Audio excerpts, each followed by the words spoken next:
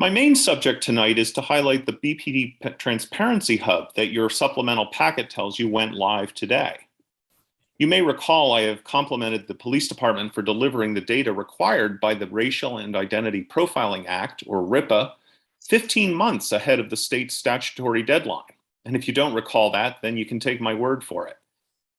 Among other things, the Transparency Hub advances the raw data already being collected by making it intelligible in three important areas for the mission of this board: stops conducted, that's the RIPA data, calls for service, and uses of force. I won't say much about the stops or calls for service because those data sets have long been published on the city's open data portal. But I learned a lot from the use of force data snapshot I looked at today, which was new to me. For one thing, it appears that there's a data set behind the use of force dashboard that has never, to my knowledge, been published on the city's open data portal. I think that data set would be a worthy candidate for the city to publish and for this board to keep aware of. To get specific, we've learned from the RIPA data that BPD officers have pointed their firearms at a person a total of 94 times in the 19 months since October 2020, or about 5 times each month. But we don't know whether that was a handgun or a rifle that was being pointed. The use of force data on the dashboard apparently does distinguish weapon types, which would be a useful thing to know as this board considers the department's long guns in the controlled equipment impact statements. In summary, this first day of the Transparency Hub is a good start toward letting this board and the wider world know about the police department that Berkeley actually has. I look forward to further improvement in the Transparency Hub and in the police department that it depicts. Thank you. Thank you. And next up, Kit Saganor. Kit Saganor. Thank you very much for taking my comment. I would like to actually join with Charles Clark in commenting on the new Transparency Hub. It's going to take me some time to figure out how to really get the benefit from it. I don't see how to get at the data sets that are behind it, and I think it's important to do that. Right now, I can still get to the old data sets through the open data portal. I hope that one is not going away. It's also true that with the switch over to the new website, the materials for the PAB seem to all be there, but it's harder to drill down to get at what's what. Things are just labeled supplemental or packet without the kinds of helpful labels of what that particular item was that used to be there. And I don't know that there's now any way to get to the PRC materials, which really there are times when it's like, well, what was the PRC? When did this go through the PRC? What was being done there? So it would be very helpful if that becomes available, but I know that that's a new website, so hopefully those things will. The other thing that I wanted to comment on is that tonight you're going to start looking at the permanent regulations draft, and one of the items in particular that's going to require your careful consideration has to do with investigations initiated by the board. It is my understanding that the police department want the board not to be able to initiate investigations, which actually is a change from what the PRC could do. The PRC could initiate investigations only in very limited circumstances, namely when the person who may have suffered from police misconduct has died, then the PRC could initiate an investigation. That was a very narrow exception, of course, but it's very important that the Police Accountability Board, in its role of accountability, be able to initiate an investigation when that is necessary. I imagine it will be rarely necessary, maybe not even ever necessary, but it's an important power that in fact the charter amendment gives to the board, not in as clear, direct language as one might like, but it is an important thing. And the reason it is important is it's a matter of public trust, and trust is what will improve community safety for everyone. Many people now, for lots of good reasons, do not feel very safe. And we really need to have good community safety. Public trust is a really important part of that. And the Police Accountability Board being able to initiate investigations if that becomes necessary is an important piece for that. Thank you so much. Thank you. Oh, I'm sorry. I'm going to want to say one more thing. Can you still hear me? Things are looking a little better now. For a while, I could not see Chair Chang. It looked like maybe the sunlight was hitting the camera or something of that sort. And there's one other commissioner who was in total darkness so that I couldn't see. So I know you guys want to be visible to us as you speak. So thank you. Thank you. Thanks for letting me know. I did pivot my camera. So is Wendy A available next? Hi, my name is Wendy Alfson with the Berkeley Friends Racial Justice Action Team.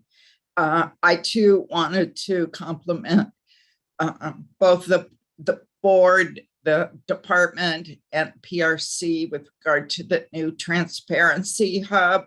That this kind of public information for somebody like me who has not kept up with everything that's been going on the last decade can see get a lot of information. And compared to the feeling that I had a week ago when I tried to look up the use of force order and the June 2020 tear gas ban, and I couldn't find them. U2 or whatever it is was not any longer listed as a department policy. I had no idea that Lexipol policies was more than just the draft that the city buys from the Lexipol company, that Berkeley's own ordinances and policies had been folded into it.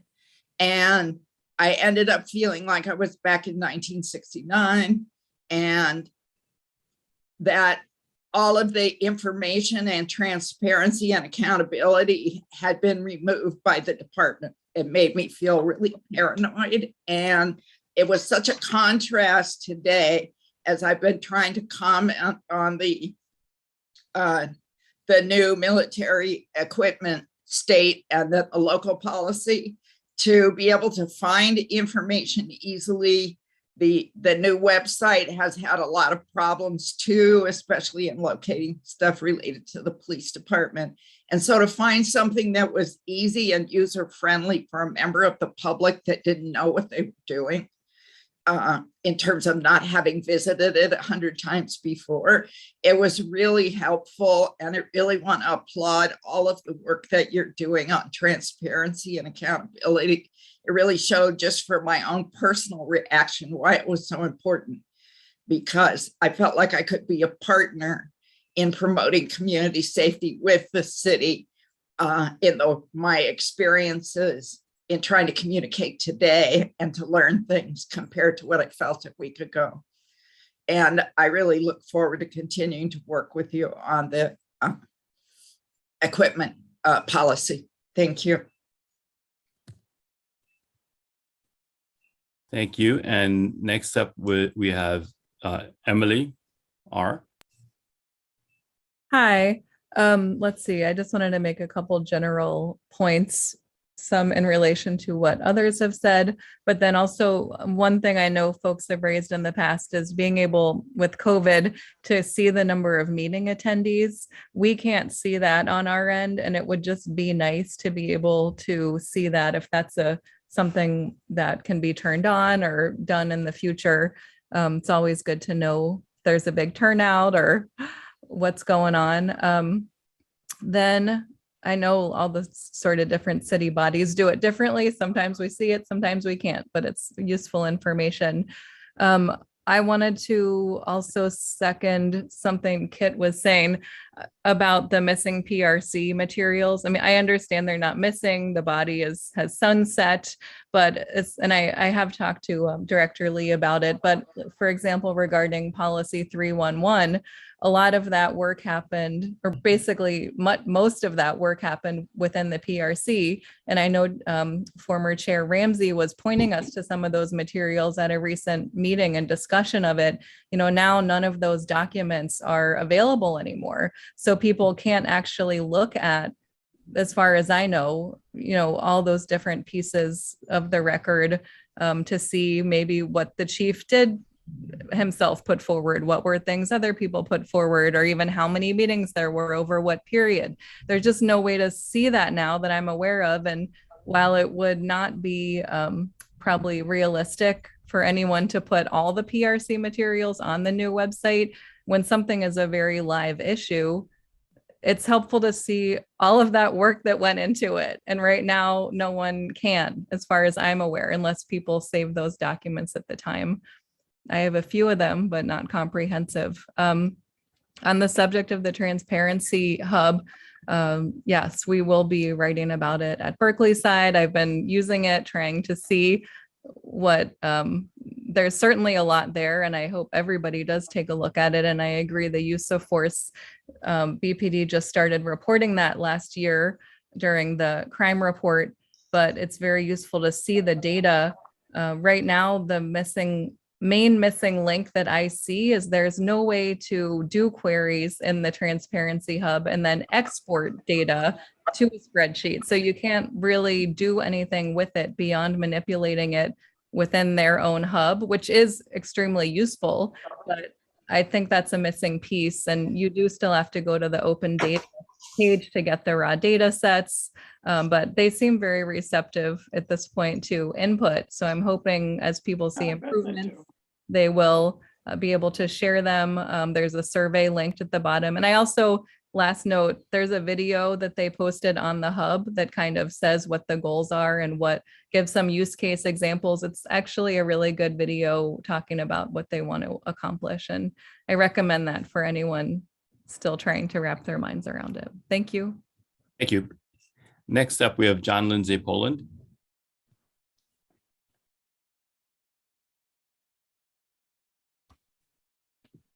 Hi, can you hear me now?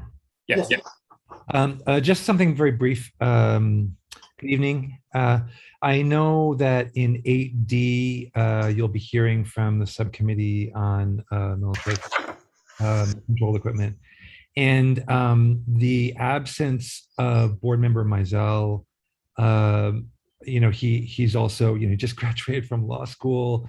He has taken a break. And I think before we get to public comment on that item, it might be possible for other board members to volunteer to join that subcommittee with board member Moore.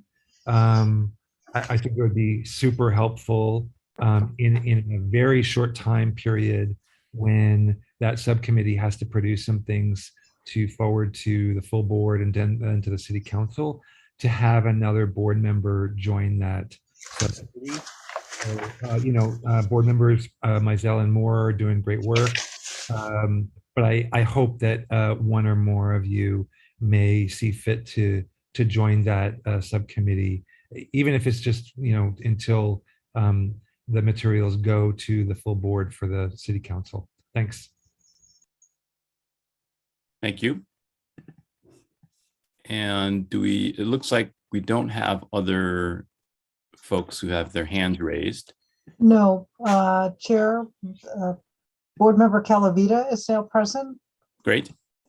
and we forgot to acknowledge the presence of Lieutenant Turner on Thank you. behalf of the board, the department, Thank you for the reminder. Lieutenant Turner is here as well. and Ms. Mattis from the City Attorney's Office. Thank you. Ms. Mattis is here too.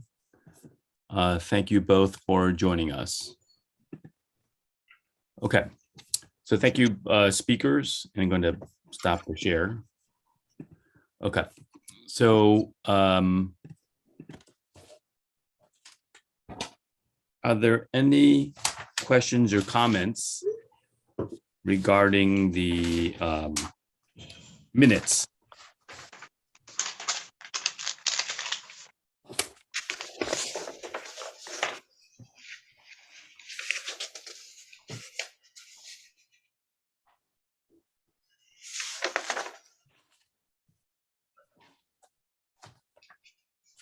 I move to approve the minutes. Thank you. Will someone second? A second. Great, thank you.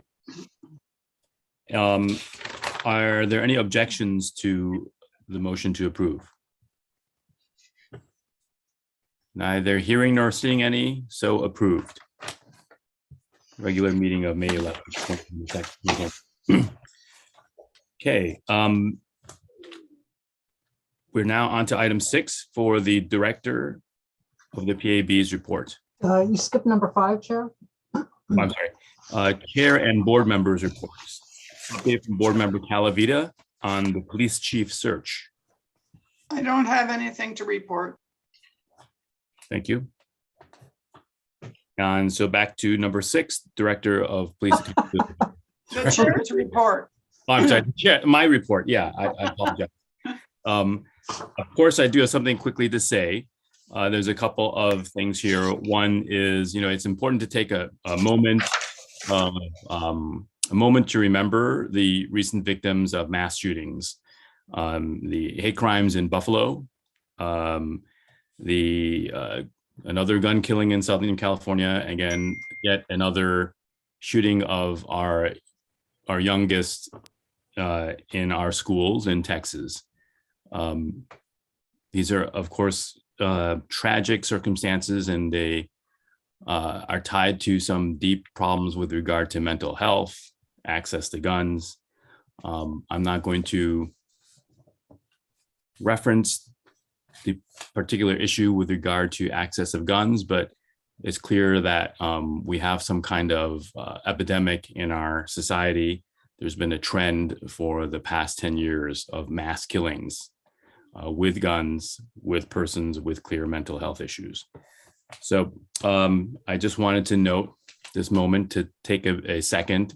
I know we have a busy schedule, but everyone probably has had this on their mind. It's certainly heavy on my mind with the school shooting right on top of the Buffalo mass killings and the Southern California killings. So I want to take a moment to recognize that everybody is going through a very challenging time across the country, with the pandemic and the restrictions on being able to meet in person, to see your loved ones and to see friends and family in person. And I appreciate everyone coming to these meetings and continuing to push through with very challenging issues while we ourselves are trying to manage complex emotions. So I just want to take a few seconds of silence to remember those who have died.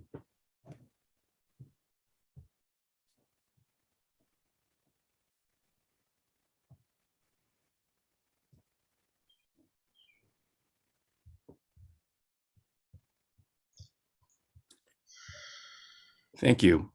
So one other quick note is I want to emphasize the importance of a fully staffed Police Accountability Board. As chair of the Police Accountability Board,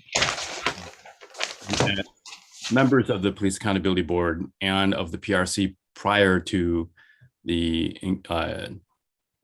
initiation of the PAB, it's quite important, and we've become quite aware that there's a properly staffed PAB employee staff. So with the director, with the officer, with the appropriate staffing levels of investigators, a fully funded PAB will ensure that due process is implemented for those who have complaints and concerns about misconduct, but it's also really critical to the police department to have a fully staffed PAB so that you have timely investigations and conversations with the BPD on these misconduct allegations, but also on the side of being able to have the time for members of the staff of the PAB to engage with the PAB civilian nominated folks themselves as well. So I just want to remind folks that this is very important, and it's due process is not something to deprioritize, and we're at the front end of building a strong PAB. So I encourage folks to reach out to those who are making these decisions to remind them of the value of a fully staffed PAB for due process. Thank you. And then let's shift on to the Chief of Police report. Excuse me, Chair. Yes. I'm sorry, you too. I'm jumping all over the place. Back to Director Lee, of course. Thank you. There is one thing to report about the police chief search, and that there is a survey that is open to the public to give your input on what you want to see in a chief. I did email you the link earlier this past week, and you can find it both on the police department webpage and actually our webpage as well, if you can't find that. And the deadline is Monday, May 30th at 5 o'clock to get your thoughts in about that. As far as cases, we have had 2 new complaints filed since the last meeting.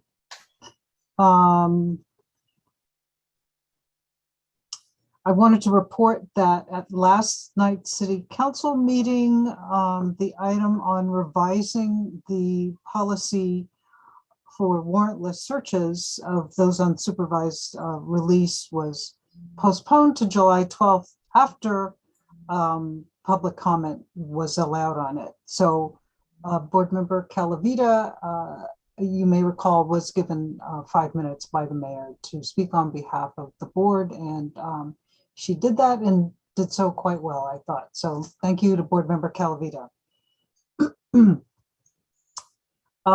People have already mentioned the Transparency Hub. I sent you that link today, and I would like to spend a lot more time with that data. The one thing that I did look at really quickly today also was use of force, and I think people kind of drawn to that because we haven't seen those statistics before. So that's really interesting. And what I think is really fascinating is that those statistics, I understand, are going to be updated daily. So we're really going to have current data, and that's pretty exciting. And then the last thing is, Board Member Chang talked about the budget and talking to those who, are making decisions about the budget, and those would be the members of the city council. So those of you who are nominated by a council member, well, all of you were nominated by a council member. I'm suggesting that your nominator is somebody that you could logically reach out to and stress the importance of the budget for the board and the director's office. Excuse me. And if you happen to be, on friendly terms with any other members of the council, sure, why not? Lobby them as well about the importance of a sufficient budget for this office and for you to carry out your work. And actually, the charter amendment does make reference to being allocated sufficient resources to carry out the duties and responsibilities of the charter. And that is it for me, Chair. Great, thank you so much. And we are off now, finally, to number 7. I was going out of order. We are now at the Chief of Police report, and we welcome Lieutenant Turner. Hello, good evening. Good evening. So staffing, no change to our current sworn staffing, which remains at 152. Regarding policy, FIP, and reimagining, the next quarterly update on fair and impartial policing implementation is in the submission process to be heard on the June 14th council agenda. The chief will be sharing that with Director Lee this week to share with the PAB. The department, as folks have mentioned numerous times, the department launched our Transparency Hub today in order to share information in more detail and more rapidly with the Berkeley community. In its current design, this hub will include data on calls for service, use of force, and RIPA reporting. This work is part of our department's increased emphasis on data and analysis capacity recognizing that data transparency is a foundation piece to a police department's legitimacy and community trust. And you can find it via the city website.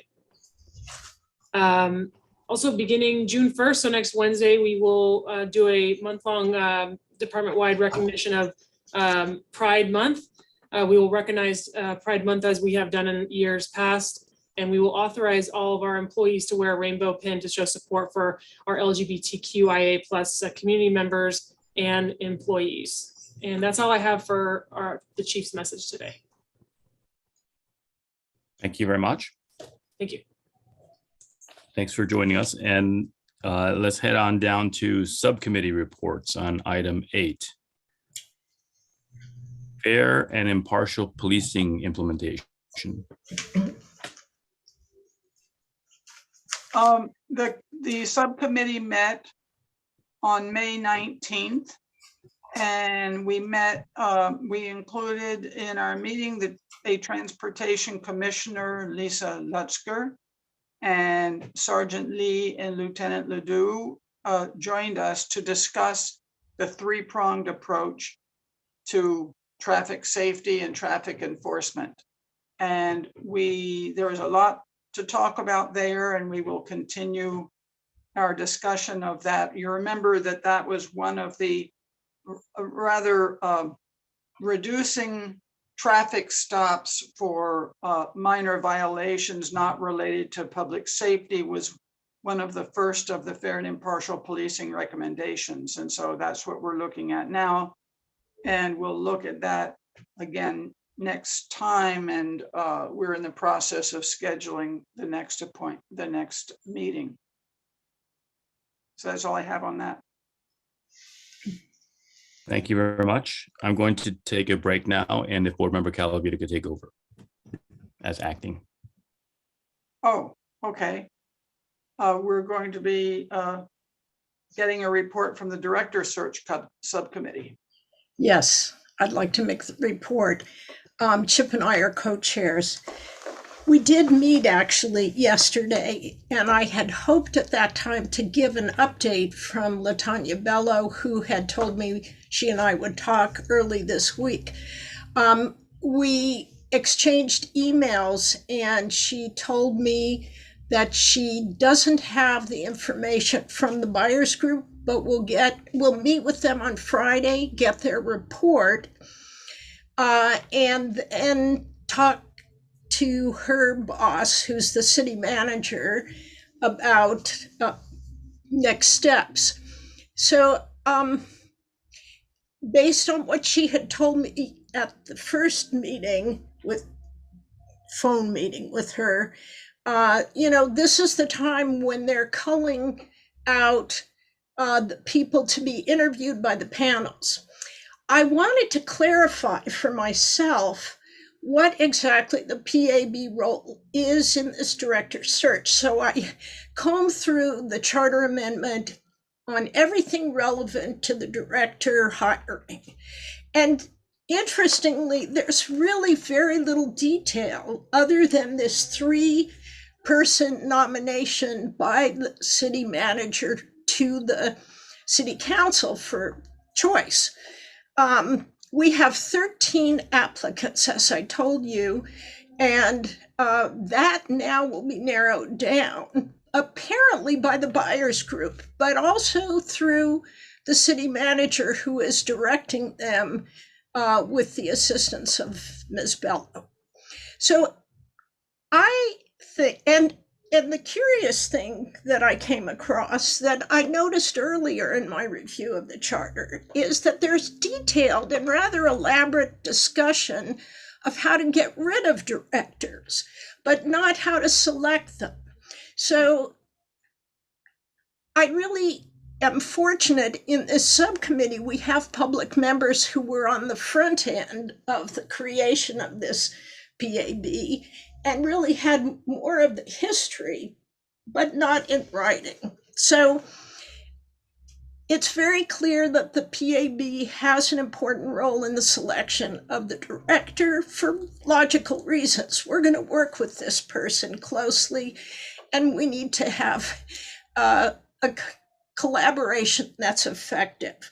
So our input's important. We know we're not making the decision, but we want to make recommendations. And what I'd like to do tonight is ask the greater PAB to communicate our desire to be part of this culling out process where these 13 are narrowed to 5 or 8 is what I was told by Ms. Bello, which seems to be a predetermined number, not based on who those people are. And so there's a lot of judgment being asserted in this elimination process. 5 is a small percentage, really, of 13. And I think what's happening is a lot of selection is being filtered through the buyers group and the city manager. And we really, although I'm very grateful, and I think it's a really important role to be on these panels with community members, I think we need to participate at this point. And I'd like to get support for communicating that to the city manager, to Ms. Bello, that the PAB would like to be able to give our input on this larger number before we get down to potentially 5. Now, if it's 10 or 8, I'm less concerned. But if it gets down to 5, who are all those people? I doubt that they are all unqualified in a profound sense. I think it's a judgment call. And so that's my ask here. And I'd like to get a response so that I can figure out next steps for our subcommittee. If I may, Yes. I'm not sure that you could actually take that action because it hasn't been agendized, unfortunately. And So it's not possible to make a motion no, to not get support not legally. for a letter from the board? No, I'm sorry. It really is an action that of substance that needed to be, that the public needed to have notice of by being agendized specifically. But what I will, and I also would like to respond to some of your remarks, Board Member Levine, and that is the buyers group, if you recall, went through a couple listening sessions with the community so that they were cognizant, not only, and the purpose was not only to develop the brochure, but that also was an aid to their culling out of the candidates. It's not clear to me that they're setting an artificial number. I would agree that if they are, that's probably not the way to go about it, that the better way to go about it would be to determine, the most qualified candidates and to take it from there. If there are 10 of 13 that are all really qualified, then it seems to make sense that they should all be given the opportunity to be interviewed. And the way, my understanding of the way that the city manager's office sees it is that the PAB input is coming through you, members of the director search committee.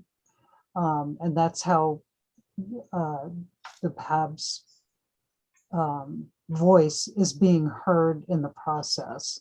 And then the last thing I would say, it is interesting that the PAB doesn't really have much of a role under the charter in the selection process. And, it's just one of those things. I think that as we've gone along this past, 10 months and actually started the work of implementing the words on the paper, we are now seeing that there are some things that we didn't expect or things that seem to be missing. And, I just think it's a function of a very complex set of rules that were bargained over and a lot of different interests were taken into account, and that in that whole process, sometimes things get overlooked or aren't really, they seem to make sense on paper, and then then when you're actually trying to do it, it's difficult. So But that's Director Yes. Lee, it seems to me that without violating the Brown Act, we don't need to, I mean, we cannot take the sort of action tonight, motion and vote and so forth, but there's nothing to keep individual members of the board from contacting with their personal opinions about this process to the city manager. So while we can't take a vote as a board about this tonight, as you mentioned earlier about the budget, there's nothing to keep us from contacting the city manager and speaking to this.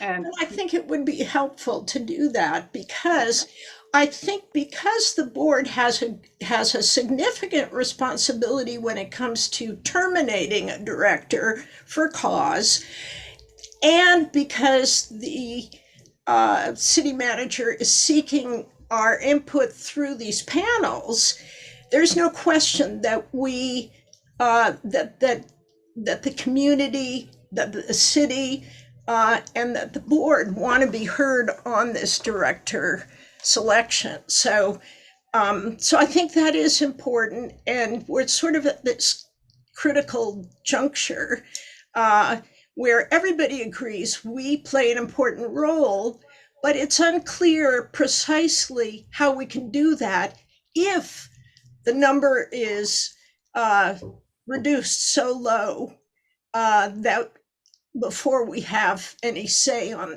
the individual candidate. So, right. Board Member Leftwich, your hand is up. Yes. Yes, I'm just thinking if board members Levine and Moore are our representatives, can't they just communicate their concern about this process without a formal vote being required by the board? Yes, and absolutely we can, but I think that it's valuable if this is more than just board member Levine and board member Moore's opinion. If everybody, no, but you would be saying on behalf of that you represent us. So it isn't just you individually. I'm just saying there's some value in us, reaching out to our individual council members. But I think you are empowered to speak on our behalf without the necessity of a formal vote. Well, I will embrace that that power. Thank you. All right. That's it for the report, Board Member Levine? Yes, thank you. All right. Thank you. Thank you so much, everybody, and Board Member Calavito for acting. And moving on to regulations, which I am the chair of. We met on May 4th, and we're going to be speaking down below with regard to 10A on the permanent regulations. So we'll save that for down there. Everyone has worked really hard on that. Does anyone else want to chime in at all from the committee, all the hardworking committee folks? No, we're going to be doing a good deal of talking in a little while. Controlled equipment. Board Member Moore, do you want to report in Board Member Mizell's absence? I'm sure I can give a quick rundown. The committee met on May 17th and May 23rd of the past 2 weeks in order to try and get the impact statements for the city ordinance reviewed and cleared by the subcommittee to be brought to the full PAB. At this point, and first let me say thank you to all the work that Mr. John Lindsay Poland has put together with our very small but mighty subcommittee. It's been a lot, as I'm the newest member and there is a learning curve, but I think we're grasping the material.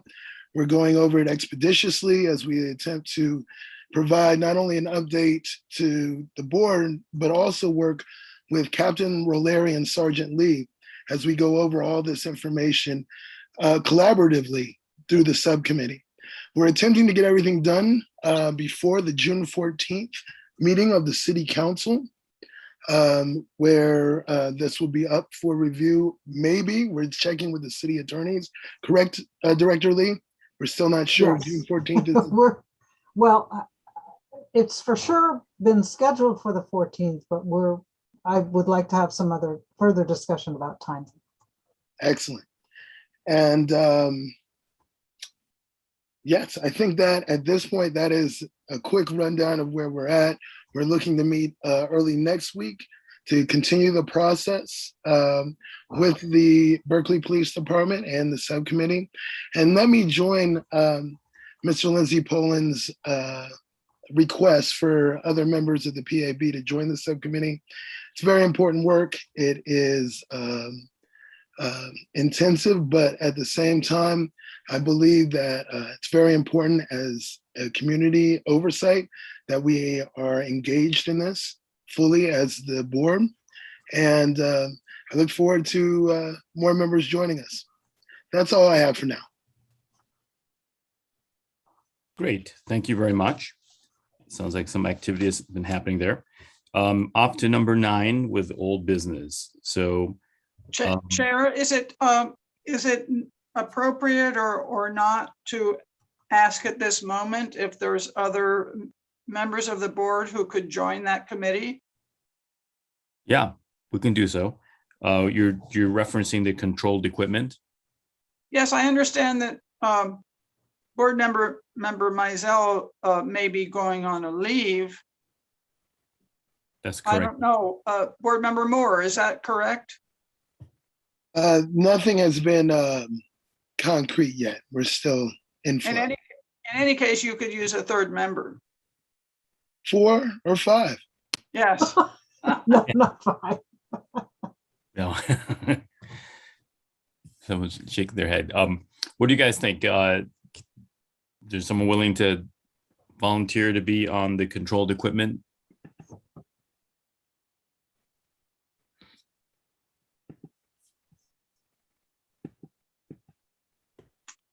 Well, let's put it off for another day. Okay, so good idea. So folks, please think about that. And I know that everybody is pretty spread fairly thin. Director Lee, when is the, oh, we have a hand raised. Board Member Harris has raised her hand.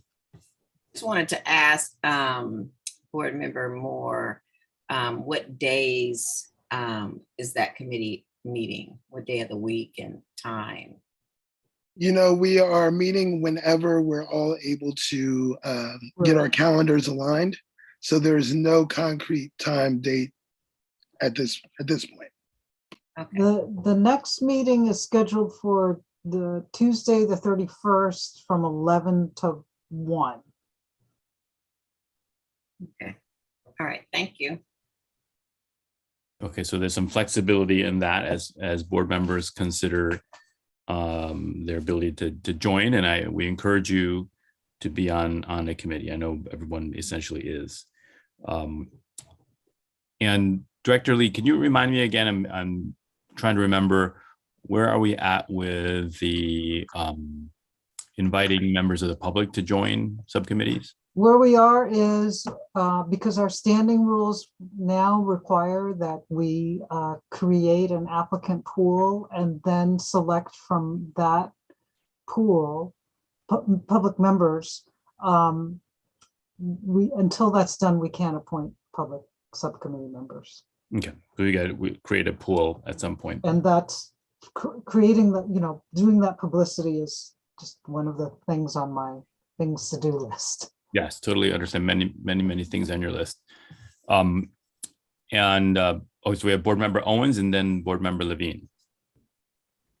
I just want to ask, can we at least start a list just to get going? Because otherwise it's holding up progress to put civilians on subcommittees. And I recognize we want to, have as many people as possible apply, but I think we need to start some process. I think we have on new business to talk about doing outreach. So hopefully we can get even more at that point. But I think it's important that we start the process now with as best we can. So thank you, Board Member Owens. I understand the feeling of urgency to load up folks, and we're trying to balance that with the staff. Very Right. large, It's basically a matter of be able to get to it. time. Yeah. So I think Board Members Owens is reflecting that on 10B, we have the Juneteenth Festival. Is that an appropriate time to put out information for members of the public who might be interested in joining that pool? There's nothing wrong with saying that if you're interested in joining a subcommittee as a member of the public, people now, I can tell anybody who's listening now that they can let me know that they're interested, and that once I establish an application form and then make it more widely available, then we'll set a date that, applications will be due by for at least a first round of appointments. And I would imagine that the pool would be kept open for the future. But the council was clear that they wanted wide publication of this opportunity. And so I feel that to appoint public subcommittee members at this time without having that pool established would violate the standing rules, and specifically the intent of the council when they suggested that this is what they would like to see. Okay. But we'll consider when we get to it at the booth at Juneteenth, possibly that as one venue, whether or not there is a way to do so. Thank you. So, There's nothing wrong with taking names now. It's just that I feel that what council was saying was advertise it broadly and collect names. That doesn't prevent people from now, board members now, reaching out to individually or at community events from saying, hey, there's going to be this opportunity. Let Ms. Lee know that you're interested. Great. So everybody heard that. I'm sure everyone has like a wide network of folks who are dedicated to the issues of community-based policing in Berkeley, and reach out to them and suggest them to email Director Lee with their names for interest. Board Member Levine? Yeah, I would. You muted yourself. Muted by mistake. I'm sorry, I wanted to say the same thing that Board Member Owen said, but there's another little piece of it that I think is helpful. The problem of inviting people to be in a big pool is that interest is frequently identified with a particular subcommittee and a desire to be on a particular subject and may have knowledge on a particular subject. And I find the public members of the subcommittee that I'm on to be very valuable and helpful to me as a board member. So, and I think it was nice when they could just volunteer spontaneously for the subject matter that was urgent or of interest. So I'll just throw that in. Maybe in the application, we could list some of the subcommittees that people might be interested to put a check mark next to. Just something to, make it relevant. Yes, I had actually thought about that. Okay. Not necessarily listing specific subcommittees, although I could do that, but maybe setting out a bunch of subjects or issues. Yeah. And then giving applicants the opportunity to tell us if they had either particular expertise or interests as well. Yeah. Okay. Thank you. Thank you. Thank you very much. So moving on to, I don't see anyone else's hand raised, old business. So it's now 7:56. I want to remind everybody that we do have a closed session we need to get to, and we have regulations, permanent regulations to discuss, or at least start a discussion. We're not going to finish the discussion today, but let's try to move through the items as efficiently as possible. So a very important item is completing and continuing the review of commendations of Berkeley Police Department. So yeah. I was just going to say, I've heard from just one board member since your last meeting. And at the last meeting, board members were invited to identify anybody, any personnel that they thought they would suggest as adding to the list of people that we would commend. And for members of the public, we're way back in the April 27th agenda packet is where all the accommodations that we're looking at can be found. So unless anybody, I would suggest we start with the two identified by board member Leftwich, unless anybody else. Yeah, I think that's a good way to go. Board member Leftwich does have her hand up, but I'm presuming we're going to start with her suggestions. Board member Leftwich. Yes, thank you. So there were a couple of other commendations that jumped out at me. The first one is on page 78, involving Officer Tyler Moore, who performed a welfare check in accordance with a request by a family member, an elderly person, and the family member wrote a letter to the chief saying that the officer, I guess she lived in LA and had kept her apprised of developments constantly via cell phone, and he exuded kindness, compassion, and a sincere caring for the relative, and stood out for bringing kindness and compassion to the job. So this would fall under category D, which is extraordinary compassion, empathy, or kindness. And I guess my thinking on this is of course, officers need to be respectful and courteous to members of the public. But to me, this is above and beyond that. And I think it's important to acknowledge officers who do express such compassion. Thank you. So do you want to start? I'm sorry, was someone trying to speak? Shall we start with 78? So what are folks' feelings on this, just as we discussed last time? Board member Harris? We have the list. Can you put the list on the screen that we were working on with our last meeting? We had pretty much finished the list. We're done with that list, right? Yeah. Okay. So this was just stuff beyond that initial list. Okay. If anyone felt that there was more that they wanted to raise to hit the standards that we reviewed last time.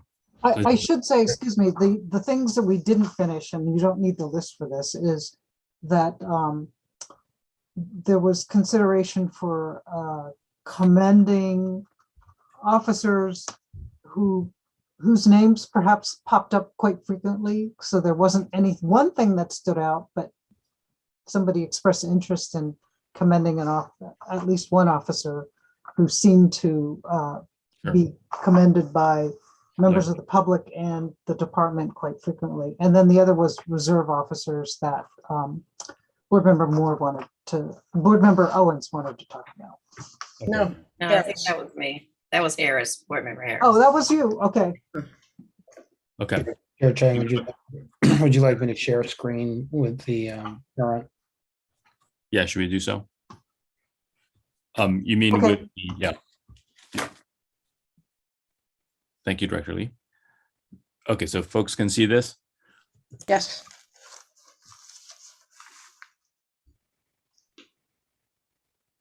That's the welfare check.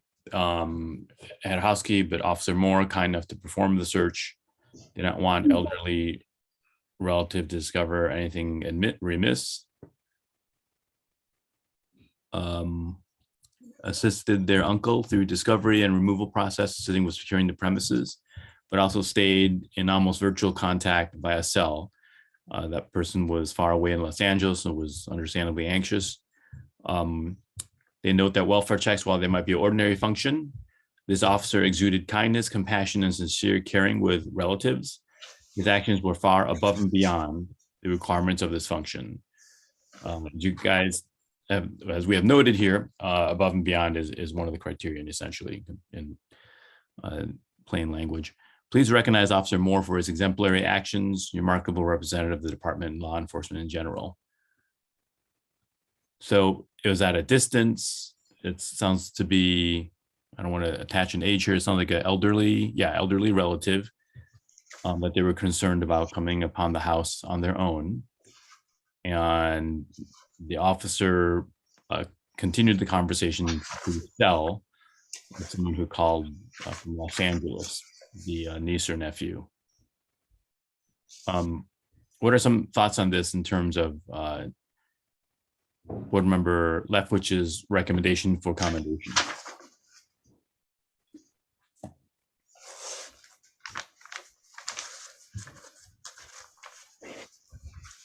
We did have some welfare checks. I mean, there were some other welfare checks in the packet that we looked at. It's just hard to compare. Yeah. It's really hard to compare, and it's hard to understand whether, it's just that this individual wrote a letter that uses wording that's very similar to our criteria. So it's just hard to compare this with other welfare checks we looked at. I mean, it does look very, impressive. I don't know how to compare it to the other compassionate individuals we heard about last time. Yeah, and I don't see that. I mean, again, this is always great to be professional and compassionate, but I don't see where the above and beyond comes into play here. This is something that's expected. So I don't believe that it's worthy to be moved forward. Okay. Thank you. So it doesn't, again, we're not grading the conduct of officers, whether good or great. We're just saying that in terms of special accommodation, these are all examples that when we read them, it's great for the members of the public and the board members to see the range of work that officers do in Berkeley, from something as seemingly straightforward as a welfare check in a house, but it's absolutely critical to someone who's far, far away and concerned about an elderly relative, done with a lot of kindness, compassion, and sincere caring as written in the letter itself. But we want to make sure that we're commending on the basis of a above and beyond standard, which doesn't mitigate the great work that we're seeing here across the board of many officers in Berkeley. So Board Member Ramsey has his hand up. Yes, thank you. So I cannot see the hands up now because of the shooting. Member Ramsey? Yeah, I just would join Board Member Harris.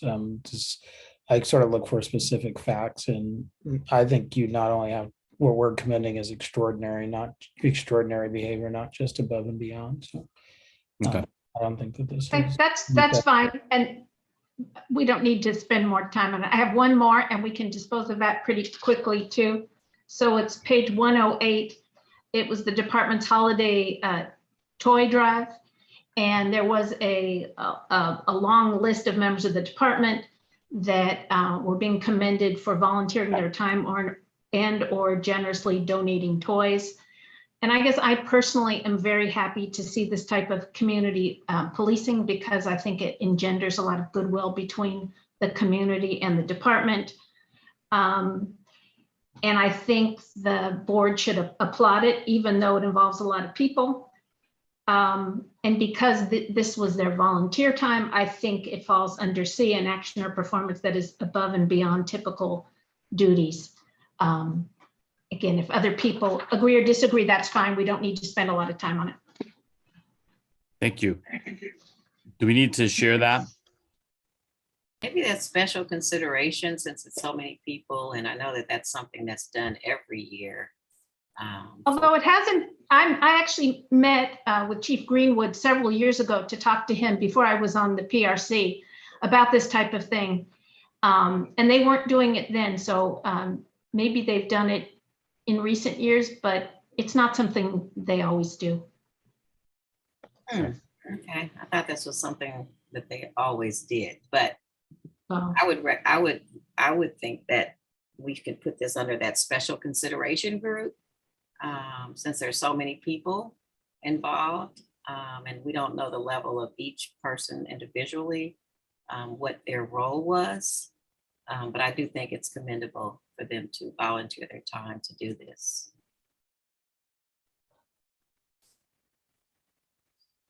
Thank you. So possibility of putting it on the special commendation of a group of dedicated officers. What are other thoughts? I thought I saw some hands raised, but I can't see the hands raised right now. Okay. Thanks, Director Lee, for going back and forth. So I think first we have Board Member Ramsey.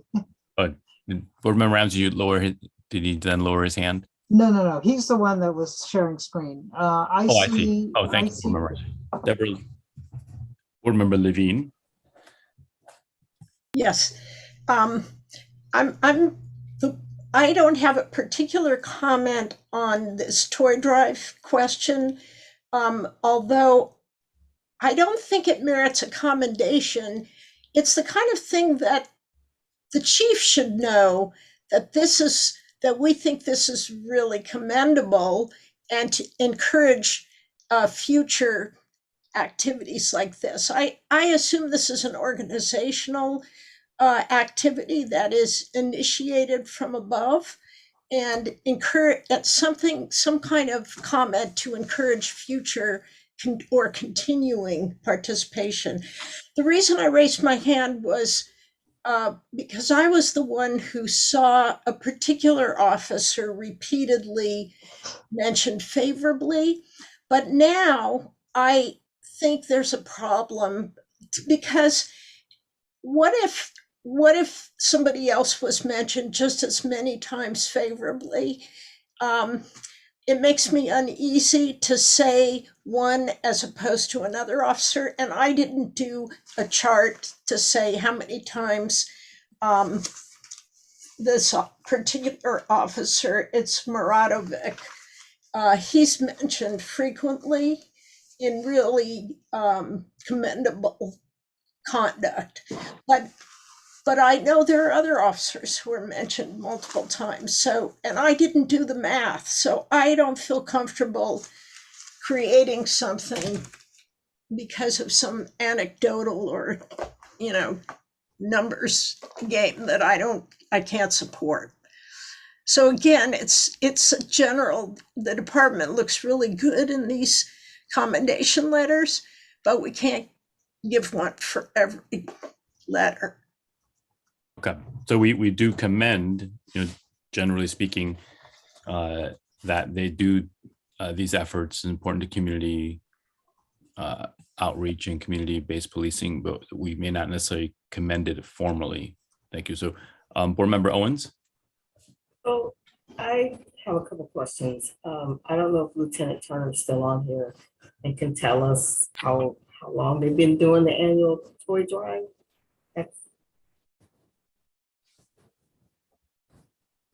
Yeah, so we used to do it. There was a few years where there was a gap. So it started back up again. So you're right, we have done it in the past. There was a few years where we stopped doing it and it started back up again. I think our Community Services Bureau, this is the second year that they've done it, and they've been ones kind of running it. Yeah, I think I just did a quick Google search on it. It looks like I saw the last one that I saw, or the earliest one I saw so far is like 2017. So I'm assuming that probably COVID may have had something to do with it as well. But I could remember it happening quite often for years. Yeah, we have done it many years, but I think there was a break, and I'm not sure if it was a combination of COVID and something else, but It did start back up in 2020, I believe, 2021 maybe. 21. Well, again, I don't feel super strongly about this. I hate to take up our time since we have so much to do tonight. So it doesn't sound like there's much support for that. So how about if we just move on?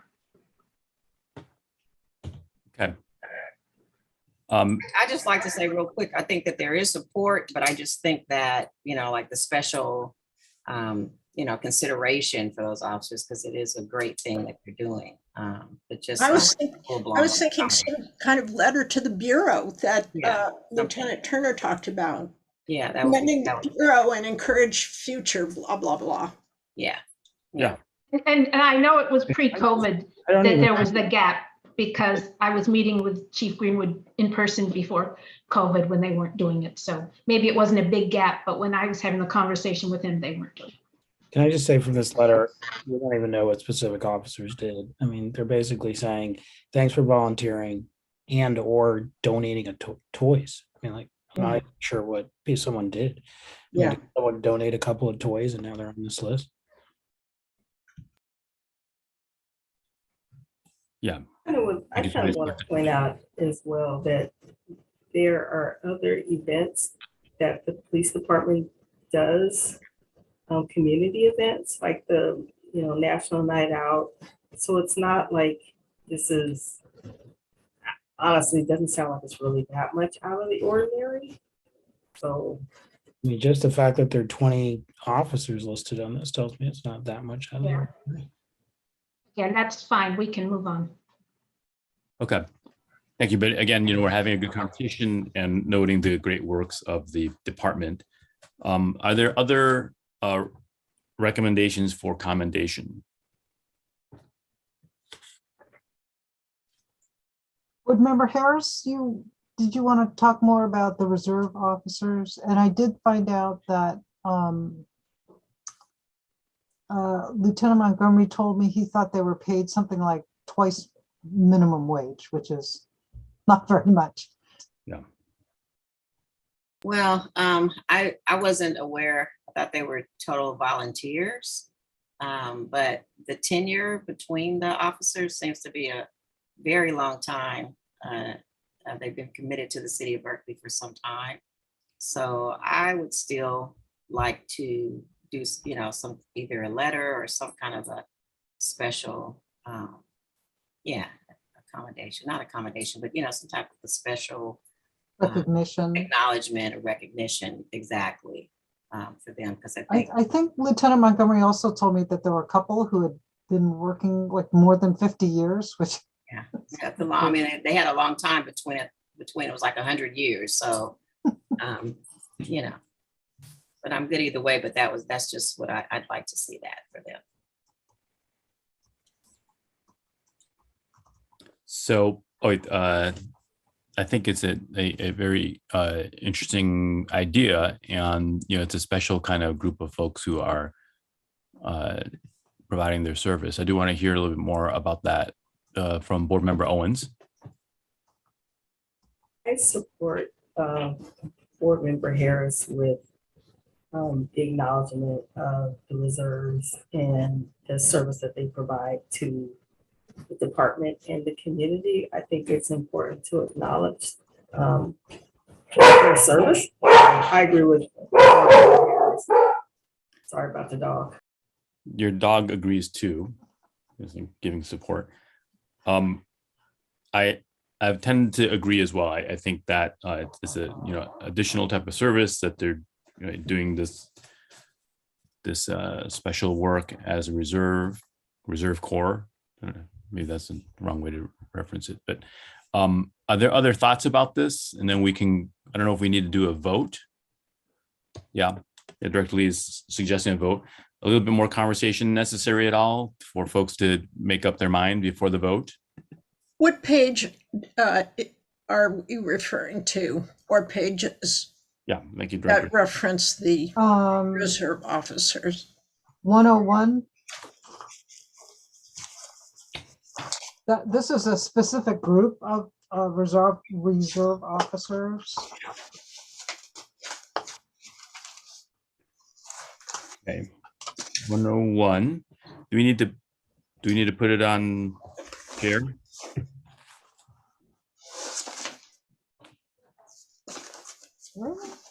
I'm not sure what we're voting on. To send a letter or something? Board Member Harris, I believe, thought that they were worthy of special recognition for their service to the long-standing service to the department and the community. And she can add on if there's more, but that's it. the basics. Yeah.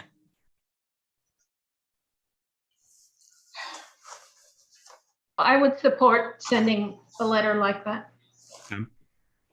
We have some verbal support from Board Member Leftwich, and I'm signaling that I think that would be a good way to commend this group for their service as well.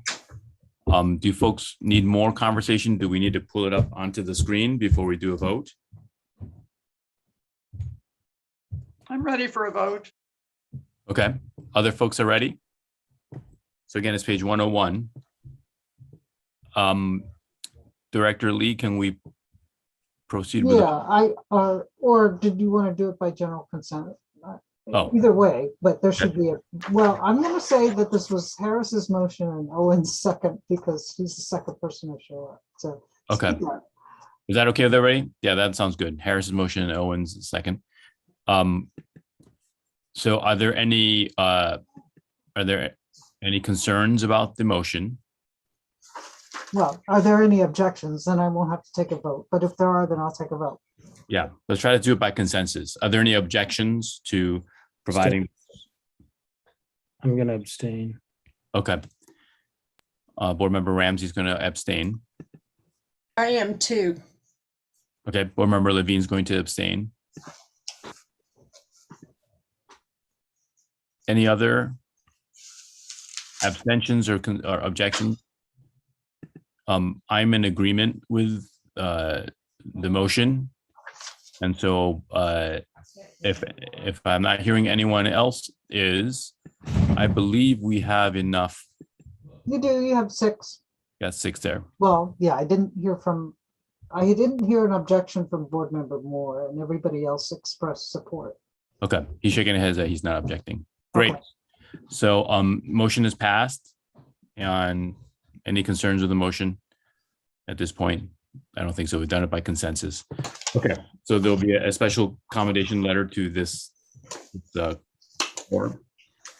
And then there was one more thing, which is, I believe, that the board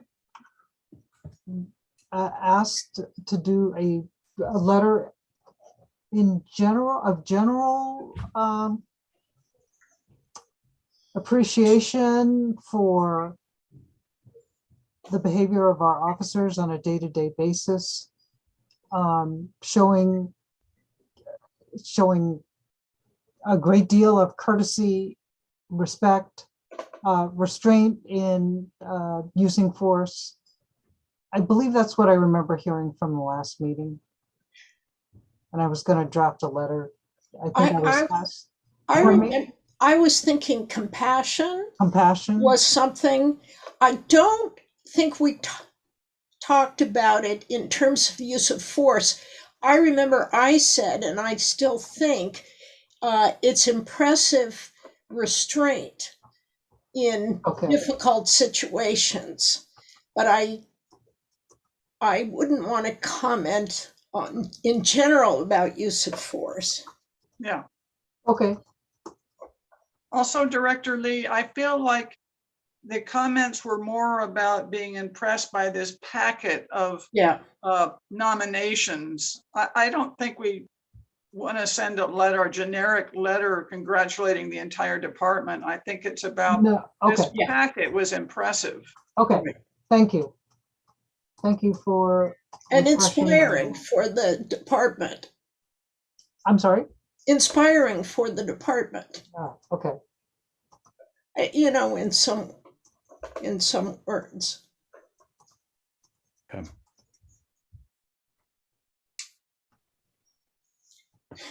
Okay, I think I remember hearing consensus about such a letter. I just didn't remember all the details, and I appreciate your filling that in. And I'll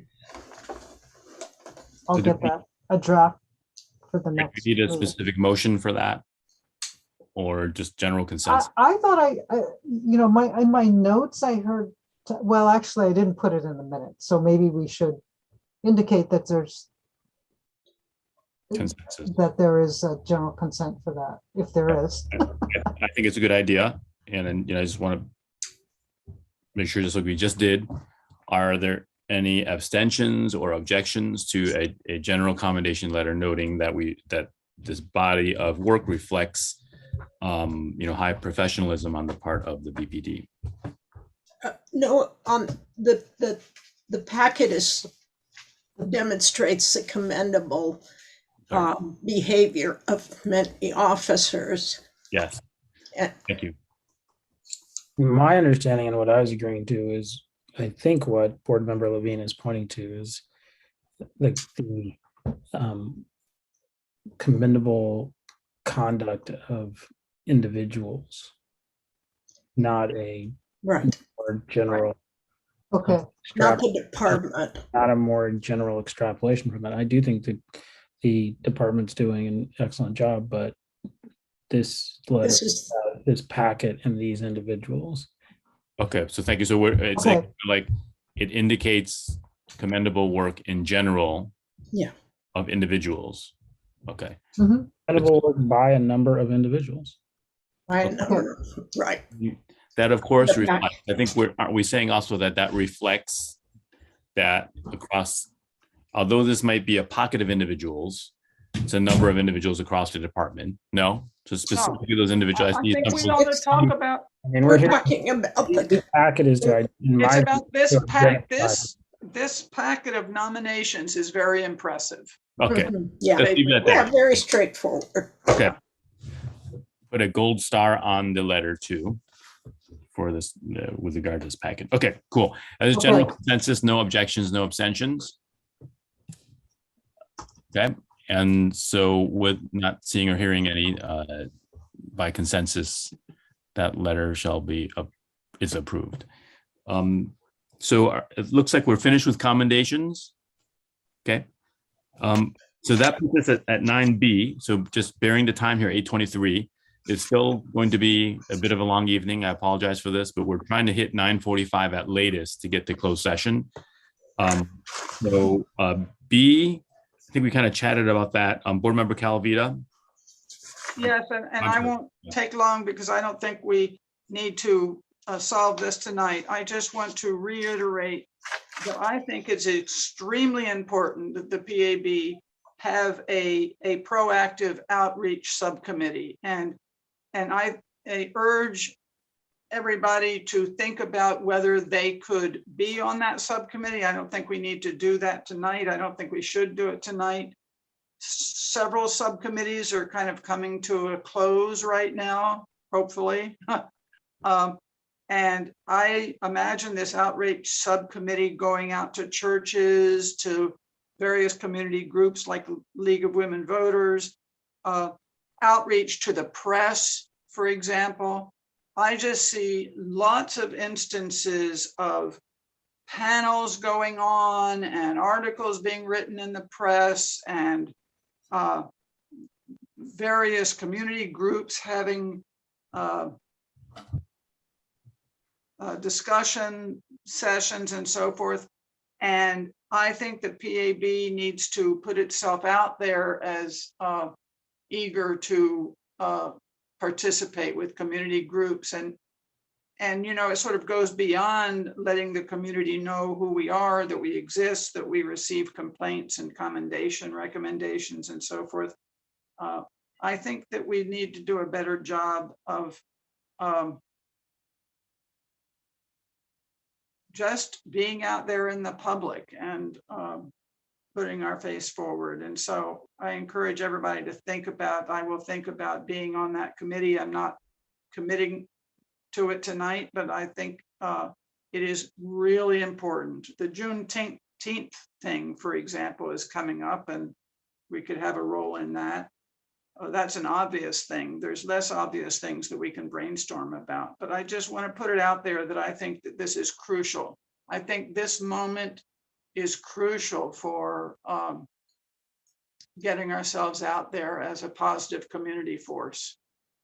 Yeah, thank you, Board Member Calavita. I would agree with that. Any type of review body that has gone through a change in particular requires communications and outreach so that members of the public understand that it's there and what type of services it provides. I think this type of outreach committee, I'm going to seriously consider joining it as well, looking at my time. But having like a calendar of events and working with the director to determine which are upcoming city events that PAB members can join, and also once we have that pool ready, public members too, and that can also generate further folks through the outreach for public members moving forward as well. Great. Any more? Do we need to? So that's really all I had to. I just wanted to put that out there and ask people to seriously consider joining that. I'm going to seriously consider it once I have a little more bandwidth. Okay, that makes sense, myself included. So, but as in terms of process, should we create the outreach committee now, or are we waiting on it? Director Lee, we need members probably. We need. I think I would wait until people are ready to join. Yeah. Okay. I think that would make more sense. I mean, you could do it, but.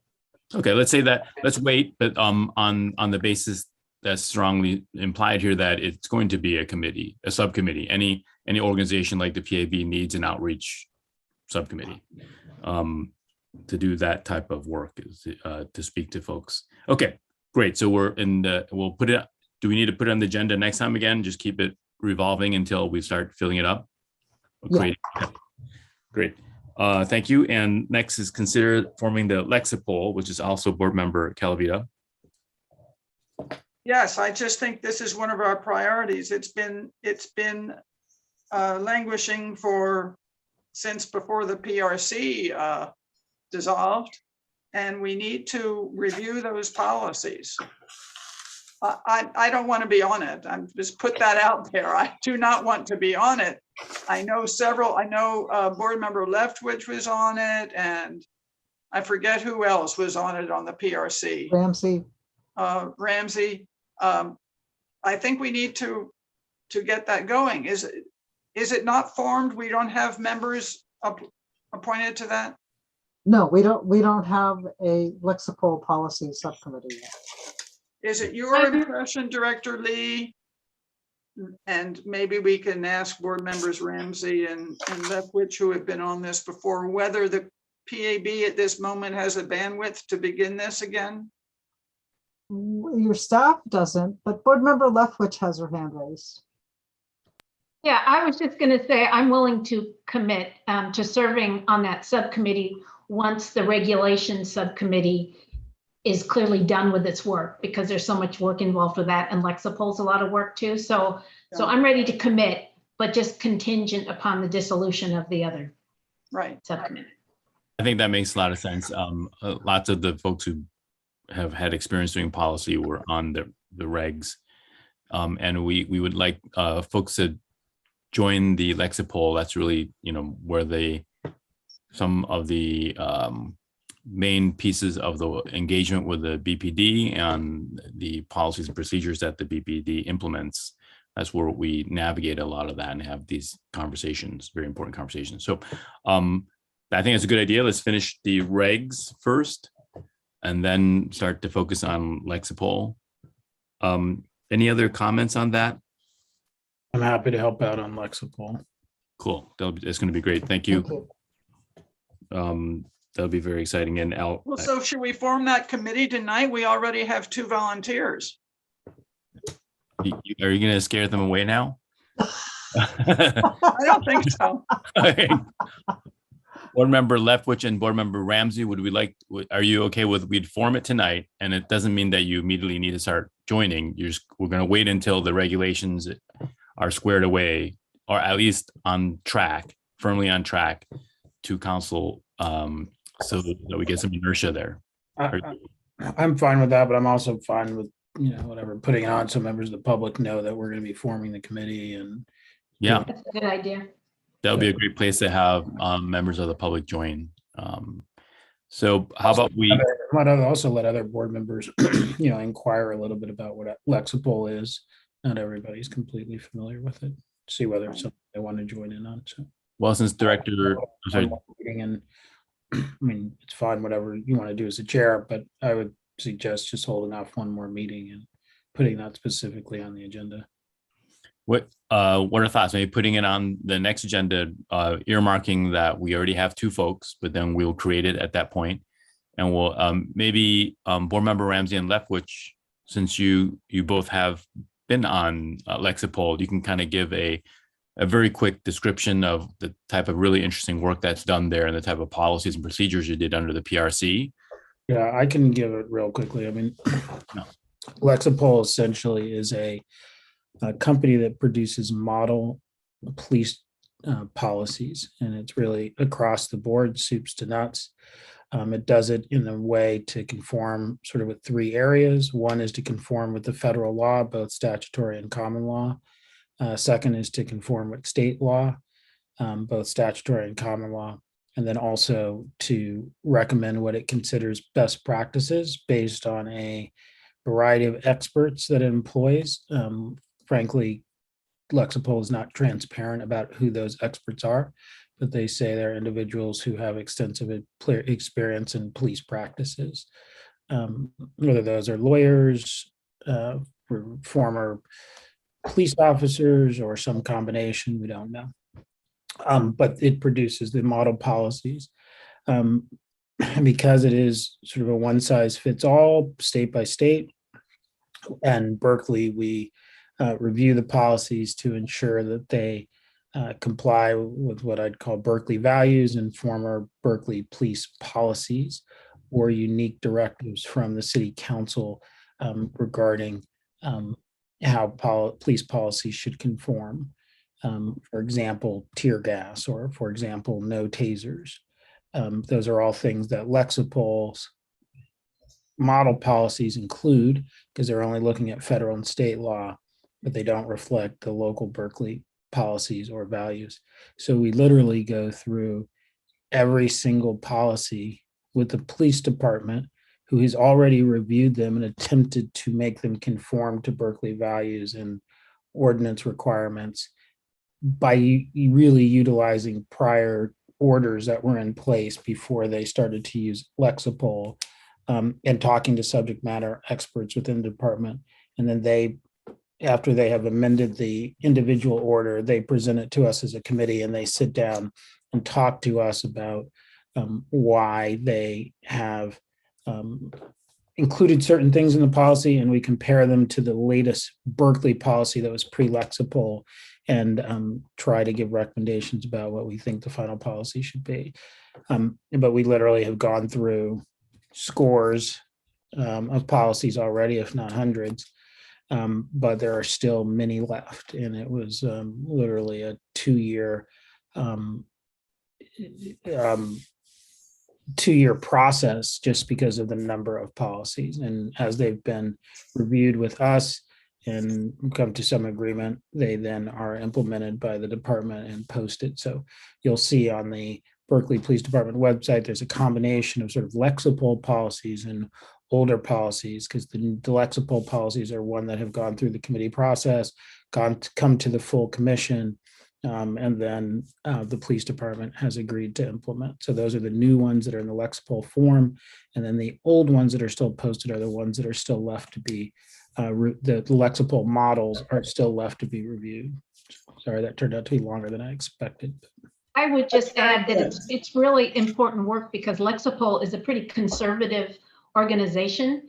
And I found that often the Berkeley policies that they are transitioning over to Lexipol were actually much better and stronger than the Lexipol kind of generic policies, and what they consider best practices, I don't think we would consider best practices. Yeah. So it's really important work. Right. And I would say that Lexipol has, one of its stated purposes is to limit litigation exposure for a police department, which often provides, in doing that, often provides maximum discretion to police officers.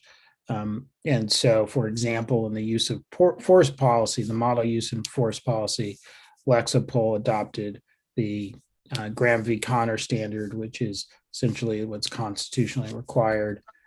We ultimately, with the council's approval, recommended a completely different policy that had a more stringent standard. So that's the kind of things. And sometimes, where you wear your badge, on your uniform is something that's of no debate, and the Lexipol policy works perfectly fine. And on the other end of the spectrum, a Lexipol policy that's about using tasers violates the City of Berkeley ordinance, so it doesn't work fine. So, and it's everything in between. Thank you. I'm sorry, go ahead. Good summary. Yes, thank you so much. It's absolutely critical subcommittee, and I really encourage board members to.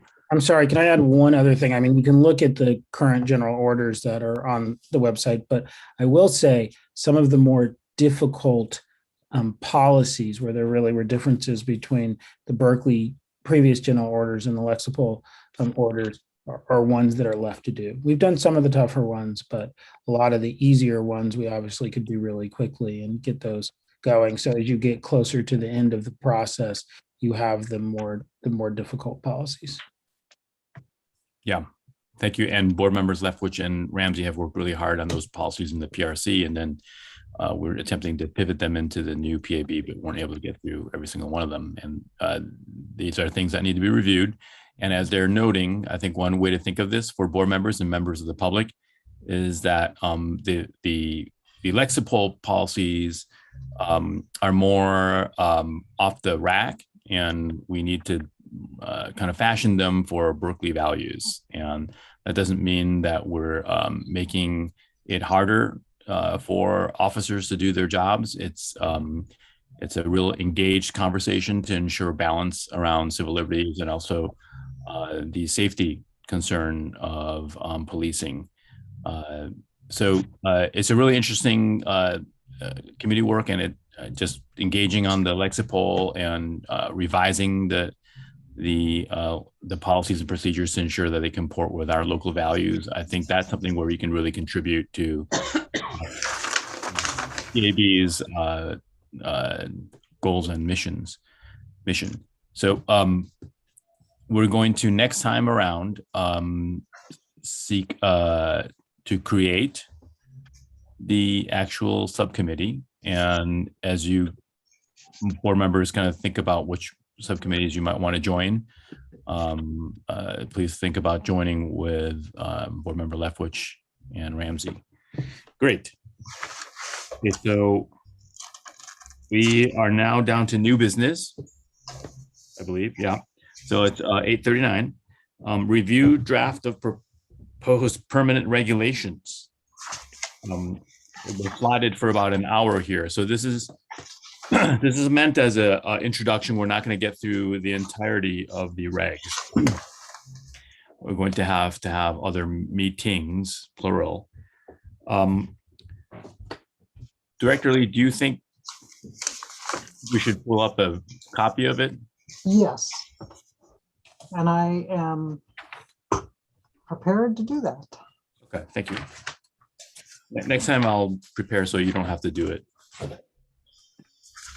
I thought I was prepared. Let's see. While you're getting it up, it will be helpful to mention page numbers because I'm reading my own packet. It's easier for me to read the printed out one than the screen one. So just when people talk, they can just say the page number. The page number of the document as opposed to the page number? Either. Just to know how to find where we're at. Sure. I think that's a good protocol. Can everybody see that? Yes. Yeah. Okay. Okay. So We were just going to go through this chronologically, right? I guess that's the way we have. So I want to make sure all the Probably. yeah. Does that make sense? Okay. I thought we were going to look at the things that we flagged. Right. Well, that's another way to do it. Right. I thought we had said we were going to start at the beginning only because it would be nice to know, rather than jumping around, like if people have questions about the definitions or. Better raise my hand. Okay, Board Member Owens has her hand raised. And so then, Board Member Owen and Levine. Yeah. Okay, thank you. So I'm wondering, I thought we were gonna go with kind of the things that we flagged, as well as hear from Lieutenant Montgomery, because we know that the department still has some concerns about some of the proposals that we have in the interim or in the proposed regulations. So I thought it would be important to hear from him, as well as talk about some of the other things that we flagged. That's my recollection as well. So I wanted to, I think what we don't want to do is go through this as if the subcommittee were back in review again, every single piece of it. We want to make sure to avoid that because a lot of effort was put into this and we've distilled it now for everybody. And we have ready some, notes and questions and concerns to the degree that we could not address it in subcommittee. And also Lieutenant Montgomery is engaging with the police chief and would like to bring some feedback. Then maybe what we could do is focus on the big issues because they are kind of gnarly, some of them. And then if board members have other points, I just don't want to make assumptions that everybody is fine with the way we've drafted everything, aside from the issues that we've flagged. So maybe people can bring their miscellaneous questions next time or something. I think that's what we're doing. And we can also go through the main points like chronologically. They're essentially, I believe that they're in the comments as well. They're flagged there. But we could have a very quick discussion of the overall formatting and I think it's pretty generic formatting for policies and procedures. That's one suggestion. And then immediately jump into the main issues that have been flagged per the comments and go through the comments chronologically. And then we do need to have an engagement with Lieutenant Montgomery. Is he here today? He is here. Okay, great. Board Member Levine had her hand raised, I think. I just want to make sure to check with her. Yeah, I did, but I think it's taken care of because as a non-subcommittee member, I think we should go to the flag items because of a lot of the definitions assume things that you see later on. And so they can always be edited subsequent to the big questions if needed. Yeah, I'm not saying they need to be, but I think we should just get to the big questions. I think we should do that as well. So I'm going to suggest that, everyone has looked over this. You see the formatting, there's definitions, there's complaint investigation, there's pre-hearing. It's all there for you. I think it's relatively straightforward. I think it's intended in kind of a linear fashion. So it'd probably be best effective to move through this by maybe first going to page 16, which is number 12 of the definitions. We have noted here to flag for the full board.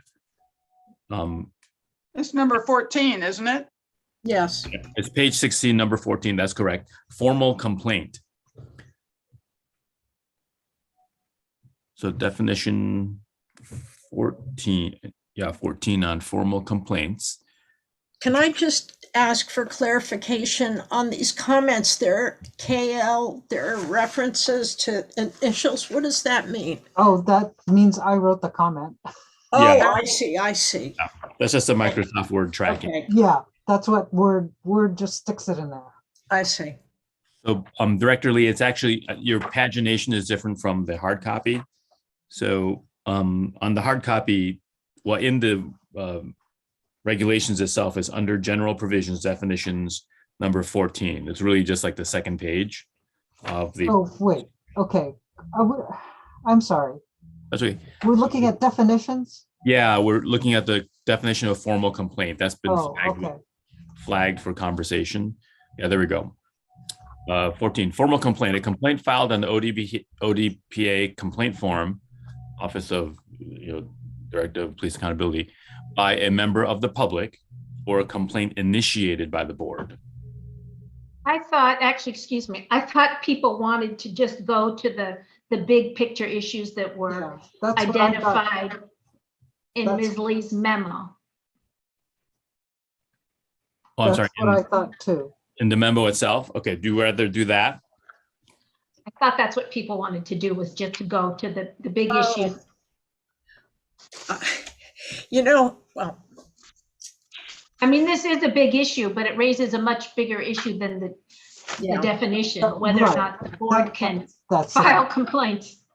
Yeah. What memo are you talking about? The May Memo 20th that- memo. That Ms. Lee sent around May 20th, where she. it's not where in she the highlights. packet.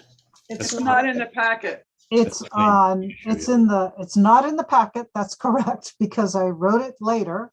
And it's on the first page of the supplemental materials, and I can, Maybe put that up. yeah, Okay, so it's a list of the kind of primary concerns, which would then could be realigned back with the actual regulations. So it's in the supplemental. yes, in the supplemental materials posted on the web for the Oh, I see. public. Okay. I'm sorry. That But was, also was emailed Friday. okay, thank you. So members of the public, please go to the PAB website and look at the supplemental materials for today. And then Director Lee, if you don't mind pulling that up. Yeah, I have to look for it on our webpage because I don't have that Okay. Well, separately. just to identify it, you sent it out on the 20, wait a minute. I That's think I sent it on the 20th. 20th is the date of the letter. Right, and I think Yeah. I sent it with my Friday afternoon. Yeah, you sent it on the Email? 20th. Yeah, you did, at 4:40. Thank you.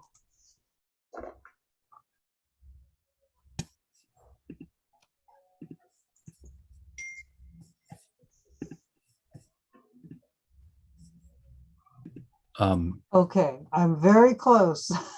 Okay. I think I have it off the website. Yeah, that's, Do you want me to share it? that's where I have it. Would it be easier for me to share it, Director Lee, or what? No, because I have it now. Okay.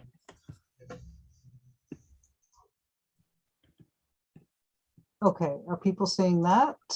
Yes. I can. Could make you it- enlarge the font? Yes. So on the PAB website, you have to go to the little caret on the right side, the pull down menu. The and you'll- down arrow. Yeah, that's right. And you'll find it there in supplemental. Okay. So several several issues flagged for the city attorney, some of which will appear below. Okay, so we want to go to number 1 here. Investigation subpoenas. Does the board have a role in directing or performing investigations? Does subpoena power extend to the PAB during the findings and recommendation stage? Draft regulation section 2C6, which is on page 6, and section 2J2, page 16, and charter sections 3A5 and 20C. Does the charter allow for additional investigatory work after findings and recommendations, which we shorthand called FNR, which is after the staff produces the findings and recommendations and brings it to the board members, are presented, but before or during a hearing. And then again, there's a reference to the reg section 2E5A, which is page 9. So I'm trying to think of a constructive way to do this now that we've read it out loud. I think I need to go back to the Okay. regs, right? Is there a way to, Director Lee, is there a way to, oh, we don't have a chat function, so that doesn't make sense. I was trying to think of if there's a way to cut and paste that into like some kind of chat function, but I don't want to make it too complicated. Yeah, there's something called whiteboards, but I don't know how that works. Yeah, neither do I. I don't think I've used that before. Okay, so that means that board members and members of the public, you just have to have in another window the memo open, the letter. Okay, I so would just note there are really 3 questions posed in that first heading, investigations and subpoenas. You know, Okay. it's 3 distinct questions. okay, so just tackle the first one, right? Which is, does the board have a role in directing or performing investigations? I was under the impression that these were questions for the city attorney based on I was charter- too. the charter and so I when I read these, I don't know if these are questions that we answer or questions we directed to the city attorney's office to get some guidance. Yeah, they are flagged to the city attorney. And what I think that, the plan is to get that feedback, but maybe in a public venue, it's important to at least air them and have at least for folks to know that we have flagged them for the city attorney. Chair, I think I agree. I think the non-subcommittee members of the board should understand that this is what the subcommittee would like to do. But until we get an opinion from the city attorney's office, we don't know if we can do it. Yeah. Chair, Yes. I feel like it is very hard for members of the board who have not been working on this for months in the subcommittee to look at these questions in the abstract. Yeah. And I really think it would be more efficient to go through the document and look at the things that have been flagged for a full discussion. And those flags will reveal what these questions are about. Yeah. Okay. So we could go back to what we were originally kind of looking at, but I feel like it would be more efficient to look at the document and see, because these things arise within the context of certain sections of the document. And I think it's hard to look at these things in the abstract as these questions are on the page. so how about we do that? Go back to what we were doing before, but before we do that, can we not dig into each of these 6? There are 6 issues, these kind of broader meaty issues that we need feedback from the community, but also want to flag. We also want to flag for the other members of the board and also for the public. Director Lee, can we just go back to sharing that May 20th letter and just go through the topics of each of those? Excuse me. So, okay, so firstly, we have the topic of investigations and subpoenas. I'm not going to read through all that, but investigations and subpoenas. Secondly, is the category of deciding when a hearing is needed.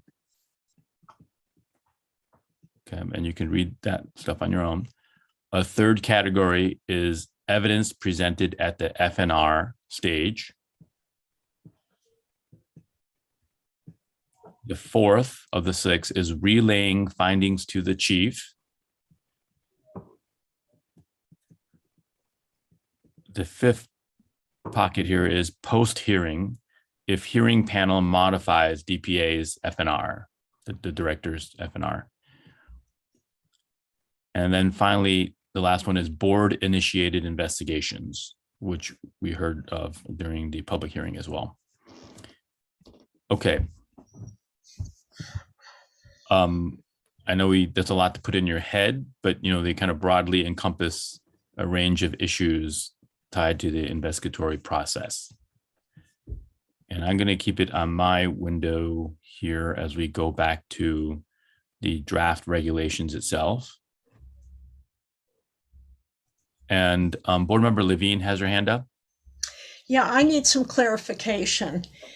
The deputy city attorney is here, and it's not clear to me if she's here to give us legal advice, and then shouldn't that be in a confidential session?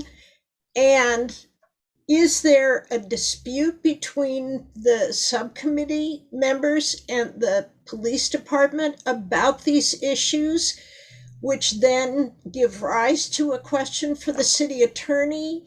And are these opposing views that we're seeking advice in a public forum? I'm a little concerned about that and would just like some clarification. Is there uniformity in the agreement that the board should have a broad range of powers, but there's a dispute about that? And I just want some clarification. Good. Those are really good questions. So let me take the first one, which is the deputy city attorney is here to understand what is going on because she has not been part of the subcommittee discussions. And I am in the process of generating a memo to that office to ask these questions. Not all these questions, because some of them are not legal questions on the May 20th memo, but some of them are, for instance, this one. And I do not expect her to be giving legal advice to us at this meeting. Okay, thank you. And then extending that in terms of the question that Board Member Levine asked, it's not so much that we are in dispute with the Berkeley Police Department. We are in continuing engagement in some of the issues there. We not only need further clarification and feedback, but there may be some disagreement on the outcome. But we're waiting to hear more as well from Lieutenant Montgomery. We have heard in subcommittee, but we want to have a continuing conversation here.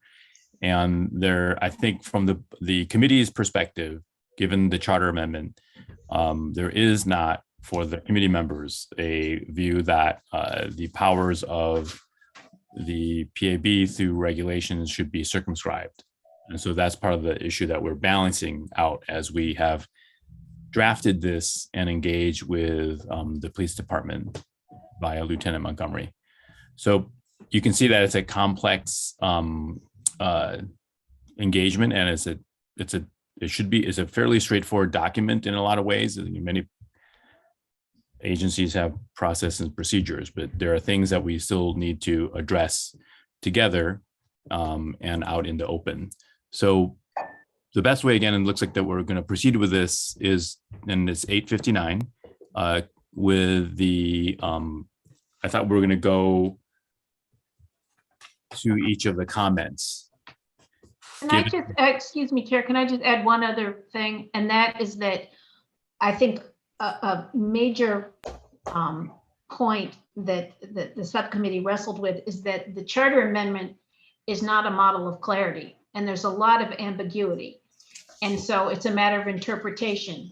And some of this, we're promulgating these regulations is what do we think they should be? And then we'll see if the city attorney, because some of it's just not clear. Yeah. It's really not clear. It's not, the charter is not well written. And so it's a matter of interpretation. And so some of these things that we just wanted input from the board about what does the board want the regulations to say, what do we think they should be, because it's not clear. Yeah, so we're going to have, that's right. And this is going to go to city council as well. This is levels of review here. And, we're trying to stay honest to the charter amendments intent. And so that it is a, kind of drafting policy is partly art and science. So, so I want to, note that it's 9 o'clock and start to proceed now, given that introductory contextualization of where we are at. Should we go to page, the definition 14 that we were looking at earlier? Well, then we're starting from the bottom of the list. Okay, So- in terms of priorities, so you want to go to 6A as a top priority off of that May 20th document. Okay, I think that's one way to do it. And I wasn't sure if, just to check with the subcommittee members, if Board Member Calavita, was that your thought? We can just go from the investigation subpoenas, which is number 1, referencing 2C6, or were you thinking in chronological order from top to bottom of the document? I was thinking chronological order from top to bottom, and these issues will be raised. For example, definition number 14. Once we explain what that's about, it will involve some of these other issues. But that's just right. my opinion. I think we need to move forward. But if you think we should start somewhere else, then that's fine too. Because I was thinking more in the lines of what you said, Board Member Calavita, but I want to hear from Director Lee very quickly. That's fine. I Okay. was just confused in the beginning because I thought you were referencing the memo and the document, and they weren't aligning. So Yeah, I just want to make sure folks understand that the memo is in fact aligned with these buckets. And but if there's no, they're not in the same order. So for instance, Yeah. filing a complaint, the board initiated complaint is point number 6 on the memo. That's Right. all. yeah, exactly, it's down at the bottom. So Director Calavita, you still think, given the priority of the letter, that it still makes sense to go through chronologically? She just said that. Yes, but heaven forbid I'm not director. Sorry. After 9 you are. Board member, right? After 9 o'clock, everyone becomes. Yeah, director. I just think we ought to go chronologically, and these issues will emerge spontaneously as we discuss these things. Okay, so let's do I that. agree. Let's make sure there's no concern on Okay, efficiency. let's do that. Okay, there's no one way or the other that's better or worse. So for basically the second page of the general provisions under definitions, number 14. So we flagged that for full board conversation. A formal complaint, a complaint filed on the ODPA complaint form by a member of the public or a complaint initiated by the board. So this is a question about whether the board may initiate complaints itself, as opposed to reactively only waiting for a member of the public to file a complaint. And such a complaint, later in the document, you'll see that it allows for, these regs allow for a complaint to be filed by the board upon a vote of 5 board members. Much later in the document, you'll see the last section is about investigations initiated by the board. So an investigation initiated by the board would be something along the lines of the incidents that have happened in the last 10 months that we've heard about. For example, the death at Alta Bates is a good example where we don't know what happened exactly, but there was a death of someone at the Alta Bates Hospital in the presence of officers of the BPD. We would like to be able to investigate that. Later on, you'll see it would take a vote of 6 members of the board to launch such an investigation, which would be simply a fact-finding mission, not a formal complaint. But after that fact-finding mission, it may be that the board believes that a complaint should be filed. That's the kind of thing that is referenced here in number 14, that the board should be able to file a formal complaint if they uncover seeming misconduct. And so that's why it's included in the definition here under formal complaint. Thank you. That's a good. Can I jump in here? Yeah. So first off, I'm wondering if we can or should promote Lieutenant Montgomery as part of this conversation, since we want to hear feedback from the department, and this may be one of those areas that we need the feedback. But second, I think the challenge I see with having the board initiate a complaint, I have no problem with the board doing an investigation. I think it's an important role that the board has to be able to do investigation. But the problem I have with the board initiating complaints is the board would be the complainant as well as the hearing body. So it just seemed like there might be some conflict of interest with the board initiating complaint and then being the hearing body to make the decision about that complaint. So that was one of the things that we talked about in our subcommittee. So I just want to bring that up as a concern that I have, that I'm not sure how we will be able to do that. We talked about this at great length in the subcommittee and Board Member Owens is on that body. And so that's the reason we brought it to the full board, because not everybody was in full, there was some concern. I would just say that this is not unique. This would not be unique to this board, that other bodies can process potential misconduct that they uncover. I believe it's the case within the police department, and it's certainly the case in other bodies. So anyway, that's, I think the reason we wanted a full board discussion was because there were some concerns.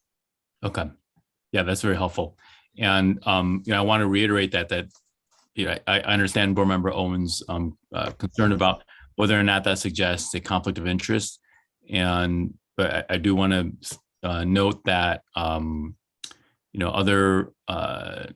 investigatory bodies across different jurisdictions have the authority to initiate investigations. And the reason why I think it's not a conflict of interest. I don't have a problem with initiating an investigation. I'm clear that I have more problem with it. My issue is after we do that investigation and the board decides to initiate a complaint. Yeah. At that point, the board is hearing the complaint. I totally support that we should investigate, but to initiate a complaint and then do the hearing, I think there's some conflict of interest there. Okay, thank you. So, Can I ask a quick question related to this? One, I'm sort of focused on what the charter allows for, and that to the extent that this is implementing the charter. But so I have two questions. One, under the charter, is the director allowed to initiate a complaint? So after the investigation stage, could the director then decide to initiate the complaint? And then if needed, and then my second question is, I know the language in the charter is a little unclear about the initiation. As I read it, I sort of feel like the proper interpretation is that the board can. And I do believe I spoke to one of the, I spoke to one of the city attorneys, and at least initially their interpretation was that the charter allowed for that. Has there been any more input from the city attorney's office about what the charter allows, one, in terms of initiating an investigation, and two, in terms of initiating a complaint by the board? Not yet. Thanks. Those seem like essential issues seem like threshold questions to resolve before we even have this discussion. Yeah. Board Member Levine has her hand up. Yeah, I mean, I would make a generalized comment that I think it was clearly in the intent, in the enactment of this charter amendment, to have a board that had broad authority to investigate complaints, and broad authority to look at policy. So we hear about things sometimes through Berkeley side, or we hear about things from somebody tells us something happened at Alta Bates Hospital. That also was in the press, but let's say it wasn't. So if we investigate then, which seems to be universally agreed that we can do, it would be absurd not to be able to adjudicate something that is a clear violation of policy or use of excessive force that resulted in what we're investigating. So I don't think there's a question really of a conflict of interest. I think it's just axiomatic that if you discover something that needs a hearing, it needs to be heard. And you don't have a hearing unless there's something that's essentially points to a violation of policy of one sort of or another.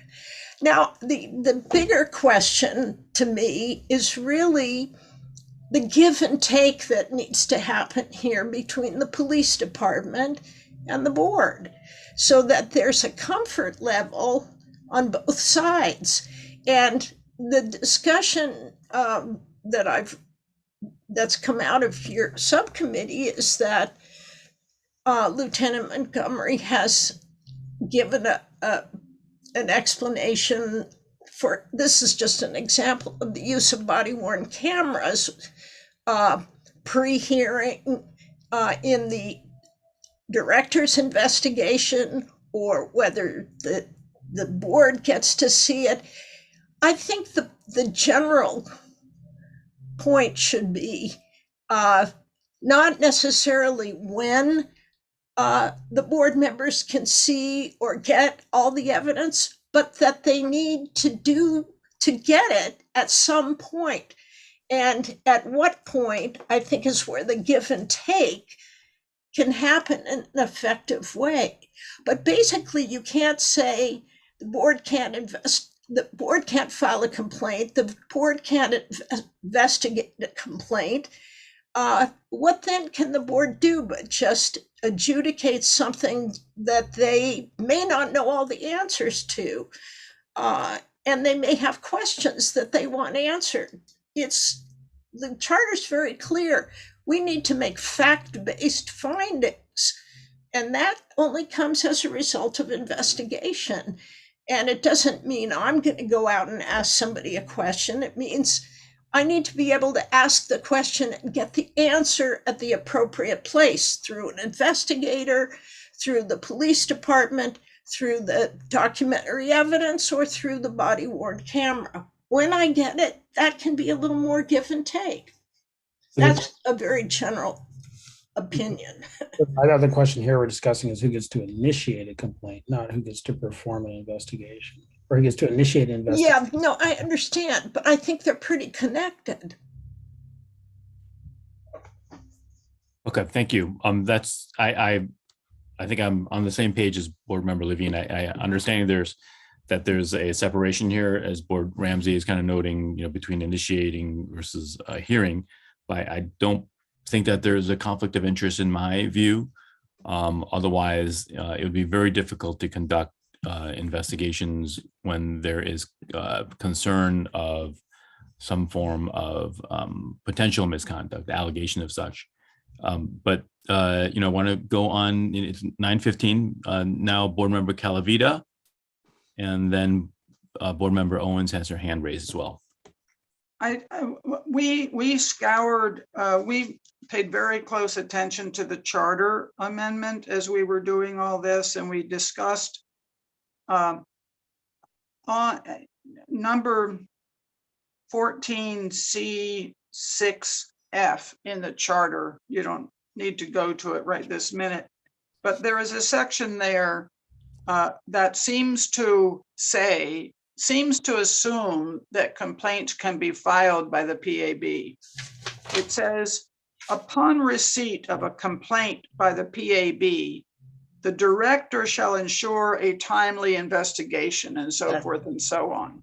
And so that section, I mean, granted the charter is poorly written, but since complaints are filed within the ODPA and not at the board, I think we have to assume that this means that this is a complaint filed by the PAB. So that section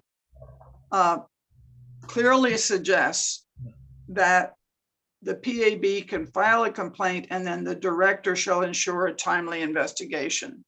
That's in section 14C6F. There's other places that are more insinuating, but there it actually talks about complaints filed by the PAB. Excuse me, I think it's just 14F, Board Member Calavita. Oh, really? Mm-hmm.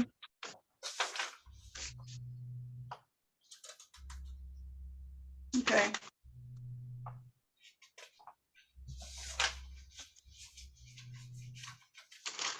I just note for the director's information that Measure II has been removed with this upgraded website, that it's no longer available on the police accountability webpage. The charter's not? Correct.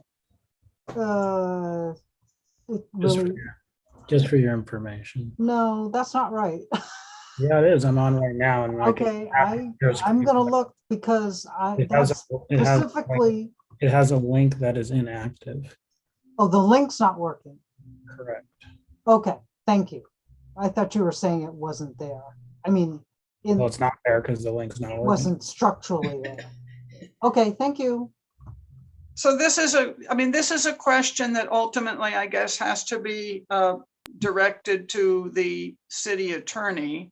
However, there are various places in the charter amendment that seem to allow this.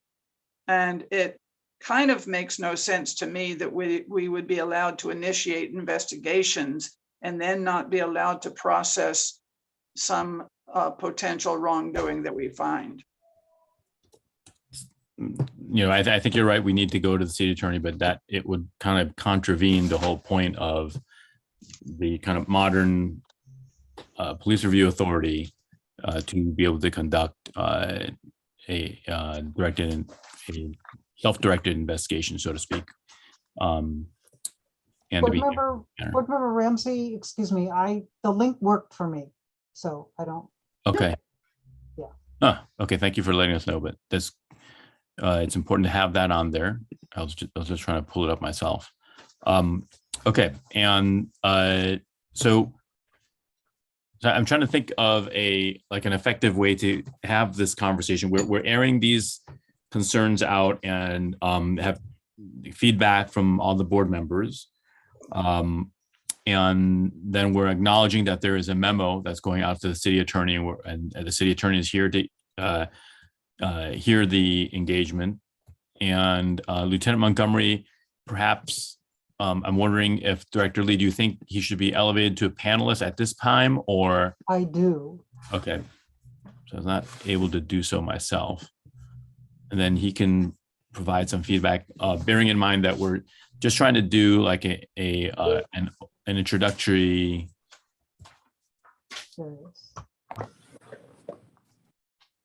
introduction to the regulation drafts, pending engagement with the city attorneys as well.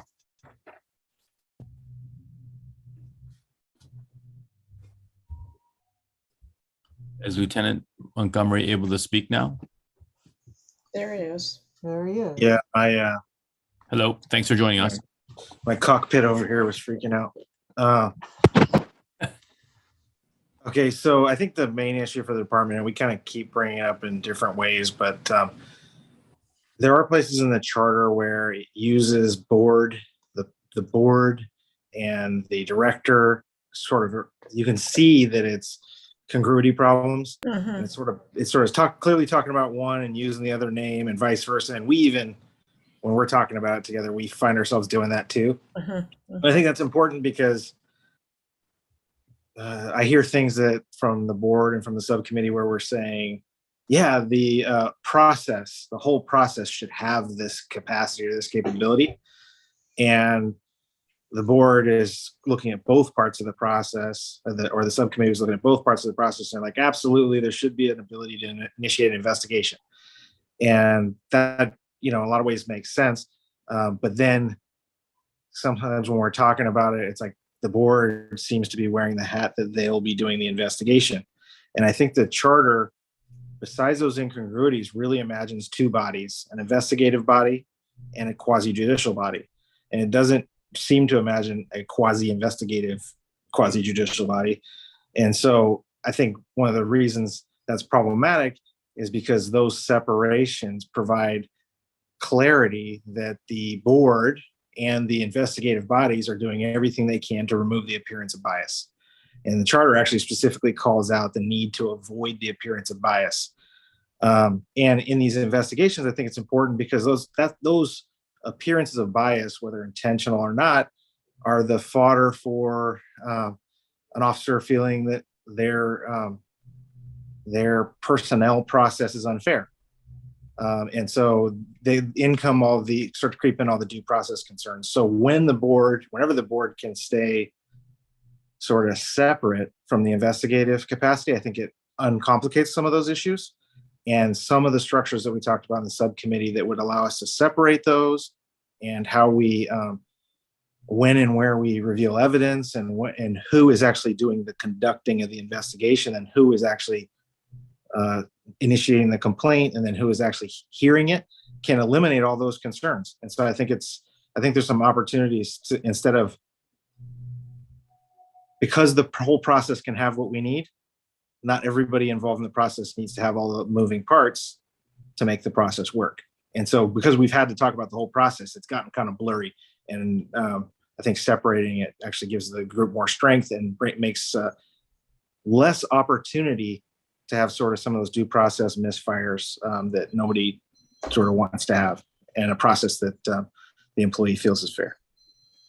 Thank you. So in terms of that type of kind of division of labor that you're referencing, are you suggesting then that the process, out of this kind of potential blurriness you're describing, maybe our use of language here, that maybe the board might initiate something, but then the ODPA staff would conduct the investigations?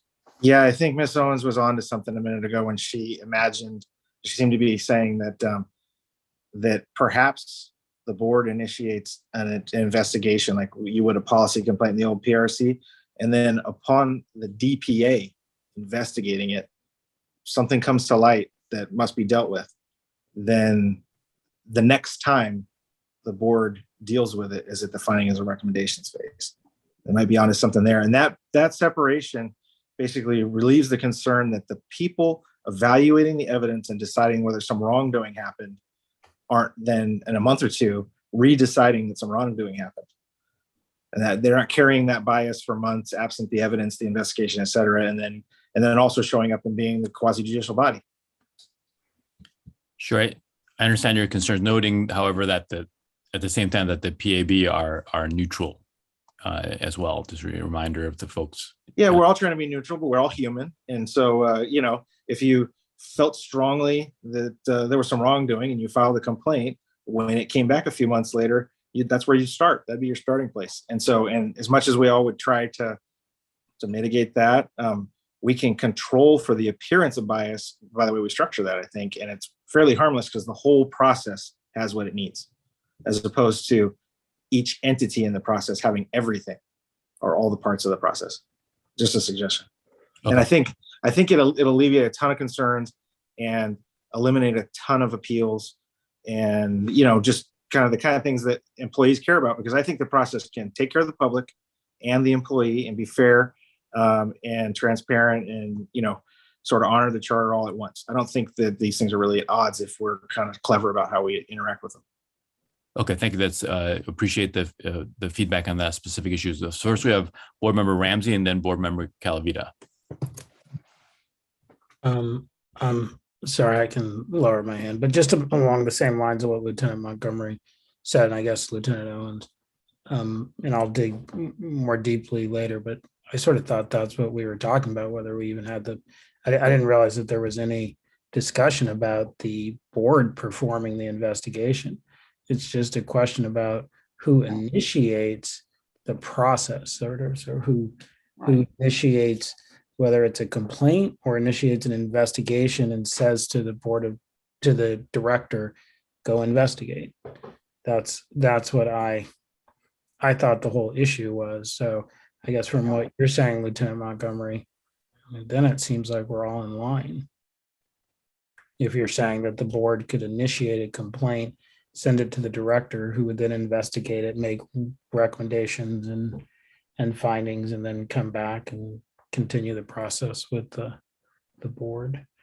Yeah, there was also a lot of discussion about there's, and you'll see later in the rules, some proposed rules about what rises to that level, when, what are the limits, because there is a lot of concern that from officers that somebody becomes aware of discourtesy, or is the board initiating complaint over that, things like that, and like sort of clarifying that that's for serious misconduct, and those things are alleviating.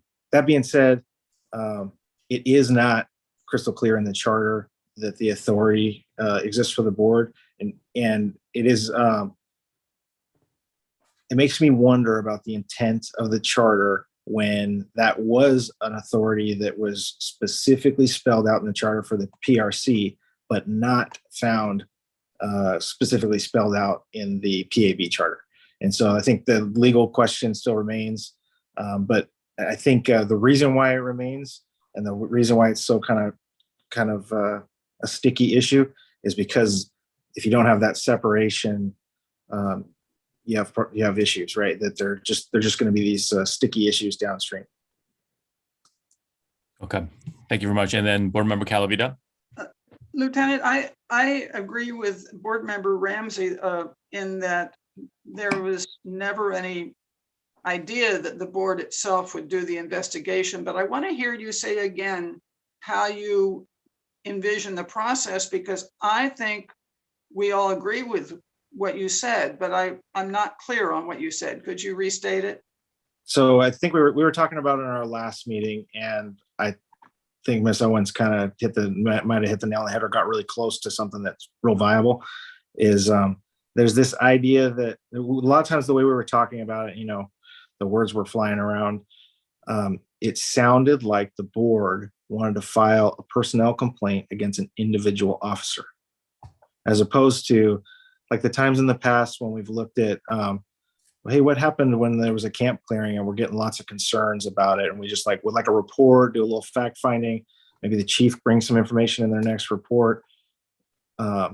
And when the board, I think the issue is that when the board initiates a personnel complaint against an officer, their mind is made up, and all of a sudden we've triggered all these personnel protections for the officer. But you said something about something about at the moment of findings and recommendations. I mean, what I was saying was, let's say the city attorney said, yeah, you know what, we think the charter says you can start an investigation. In order to protect that kind of a process, I think the board would say, we want the DPA's office to do this investigation. We don't want to know anything about it until the findings and recommendations phase, right? As opposed to what sounded like we were talking about a couple of weeks ago in the meeting, was that the board would ask for this investigation and be receiving information back and then deciding what to do about that, whether to file a complaint or not. I think the reason why that was real problematic, or sounded real problematic, is because it sounded like the board was making a judgment that there had been misconduct. An investigation ought to go confirm that, and then we'll sit as the board. Does that make sense? What I'm really focused on is an allegation by the board of misconduct against a specific officer. But so the difference in what you're saying is that it really would be the direct office of the director who would come to the conclusion that there was or wasn't potential misconduct, because you're saying that they would bring the findings or recommendations to us. Let's say in their investigation, they uncovered what they thought was potential misconduct. So they come to us with a recommendation. The other alternative would be that those investigations themselves, because there's nothing spelled out in the charter imagining any of this real specifically, is that it's the DPA that looks into those issues and files those complaints, or files those and starts those investigations. Right, but the board can ask the can ask the DPA to initiate an investigation as long as the board stays out of that investigation, doesn't find out anything about it until the DPA brings us her findings and recommendations. Assuming that investigation isn't a allegation of misconduct about an individual officer, that I think we're in better territory. When we start making the complaint about an individual officer, that's where the officer, all their rights and start to trigger, right? That's why I had the initial question of whether the director had the authority to initiate a complaint. Yeah, I mean, obviously that is a kind of a standing question, because I don't think the charter calls out that level of authority to the board. I see why the process, there's a sense that the process should have it, but where does it land and how do you protect the process by separation of sort of powers? You know, Lieutenant, in the subcommittee, you had proposed, or we had talked about having some subsection of the board do the hearing that was not involved in suggesting the voting on the investigation. Yeah, that I think the accommodations that the subcommittee kind of was looking towards about not watching the video, not having presentation of evidence, at the sort of nullified some of the need to do that, because it wasn't like the whole board was seeing the video. And remember, we were trying to talk about, okay, how do we manage to have people that are unbiased handling this board, or board members that haven't been biased by watching the video at the findings and recommendations phase? And if that didn't happen there, then sort of setting up the different subsets for that process sort of vanished. The need for that vanished. But how do you envision it? How does it apply to the board initiated complaint? Okay, thank you. Director Lee has her hand up.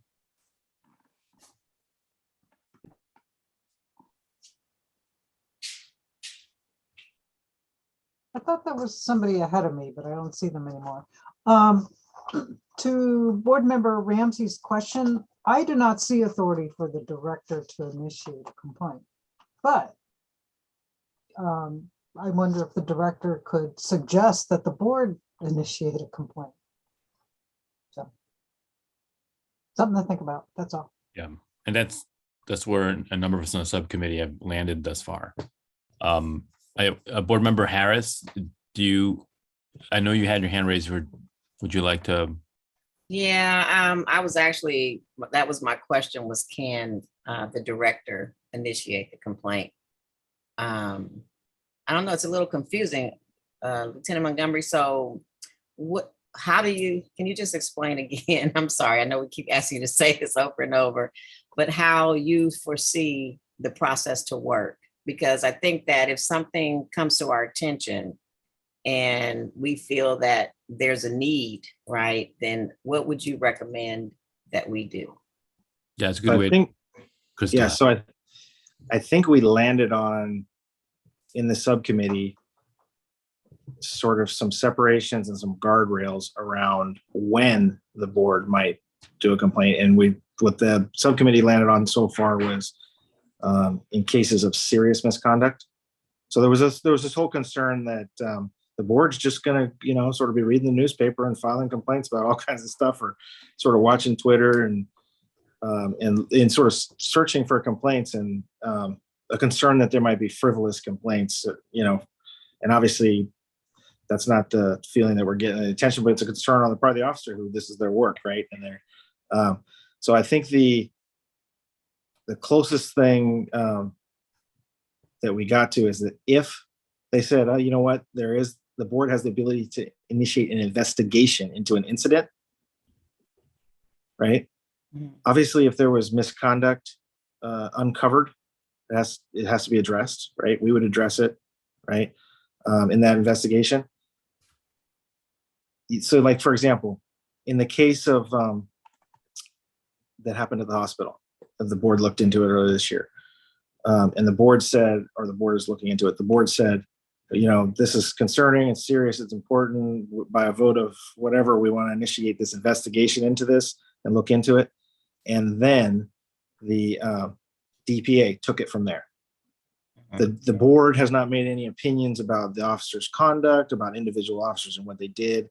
They're not saying that there was an abuse of force. They're not saying that anybody was breaking any rules.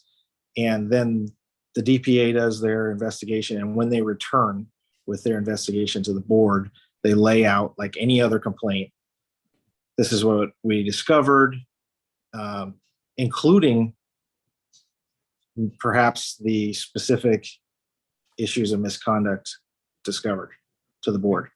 So now the board wasn't focused on the officers and saying which officers did wrongdoing, and they didn't, then wait for the thing to come back and then preside over it, if that makes sense. There is no complaint in that scenario, right? There's no complaint. No. So the way we were talking about the subcommittee that kept kind of rankling was that it sounded like the board was saying, and then we'll get this information out and then we'll decide if there's a complaint to be made.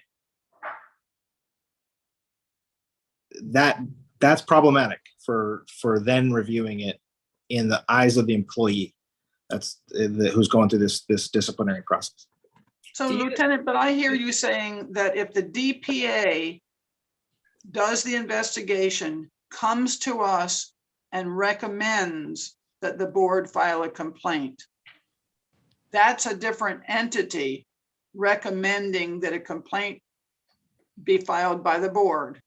Yeah, because there was a lot of kind of discussion that sounded like the board would just be kind of involved and asking for more information, perhaps subpoenaing, and so that the board almost sounded like they were kind of quasi-investigative or driving the investigation. I didn't. That was not my intention at all. I mean, my intention was very much like what you're describing, that the board would simply say, do fact finding on this incident, let's say like at the hospital.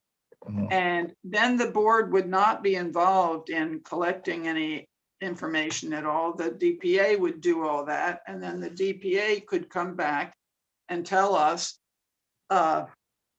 we discovered no potential misconduct, or finding and we recommend that the board initiate a complaint hearing on this. That's the way I imagined it. Okay, so I don't think now that's in the regulations, though, that concept of them recommending that the board file a complaint, right? That language is not in the regs. I kind of like the idea that. Correct. No, it would just bring findings and recommendations, right? We found this. Right. Then what? Then what happens, though? But then we can file a complaint. Right. I don't think that's what Lieutenant Montgomery is saying. Well, there needs to be. The DPA would either be bringing you findings and recommendations that there was misconduct or that there wasn't. And then you would decide to have a board or not. To have what? A hearing. The board or not, to have a hearing panel or not. Yeah. Well, that's a complaint. Yeah. But that's not the board filing the complaint. That's the DPA bringing information to us saying, here's something we need you guys to follow up, a complaint you guys need to follow up on. That's not the board seeing the investigation and then going, oh, based on what we see, we want to file a complaint. That's not what it is. This is the director does the investigation, the director and her staff does the investigation. In the process of doing that investigation, if they identify something that they believe we should investigate as a complaint, when they bring us those findings and recommendations from the investigation, they'll come to us and say, hey, this is what we found. We found XYZ, everything was good, life is good.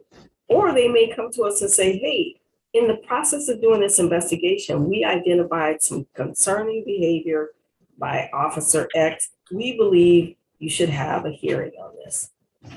So to have a hearing, you need a complaint. But that's basically what the director is going to be bringing to us. Well, We're not going to be the one complaining. The director. That keeps us separate from the complaint process and doing the hearing. I understand that, but just the terminology is that the director would come to us and recommend a hearing, but that means that she's recommending that we file a complaint. I don't think we have to. Why do you feel like we need to file a complaint? Somebody does. You need a complaint. What you need is a recommendation. Coming to us, but the director is coming to us saying, you need to follow up on this. So to me, it's coming from the director's investigation. It's not coming from the board because we haven't even seen any, I mean, they're bringing us that information. We don't know. So I understand. My question is who is going to file the complaint then? You have to have a complaint to have a complaint. The actual complaint. I mean, that's really where the bottom line is. Okay, so who initiates that complaint? Is that the director? We're developing the regulations, right? So we can develop in these regulations that this is the process for something that the board is going to follow, initiates the investigation. The director does the investigation. The director brings us back, finding the recommendation, and based on that, the board can determine whether a hearing is needed. We don't have to, I mean, this whole thing, if somebody has to have a complaint, I don't know if we necessarily have to have that. We just need to define the process in the regulation. Chair, you have some raised hands. Yeah, thank you. So so we're going to go to Board Member Ramsey and then Levine. Thanks. I mean, just building on what Board Member Owen said, I think the charter does allow for the council to assign powers to the director by ordinance. So it does seem like we could recommend in the situations where we initiate an investigation that the director be allowed to, after an investigation, if necessary, recommend a complaint or initiate a complaint. Okay. Yeah, I know it's sounds like semantics, but I'll give you an example of where it was an issue for an officer.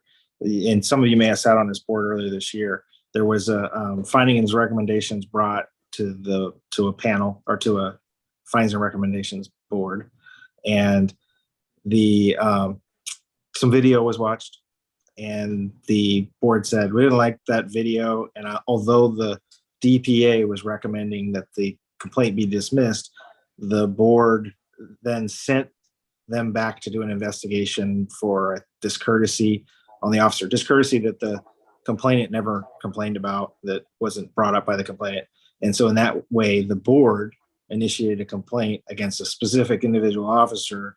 And that was really problematic for a sense of fairness. Like, where is this coming from? The person didn't even say anything about this or know about it or have any allegation about it, but the board didn't like it or like the way it sounded and felt that it was misconduct.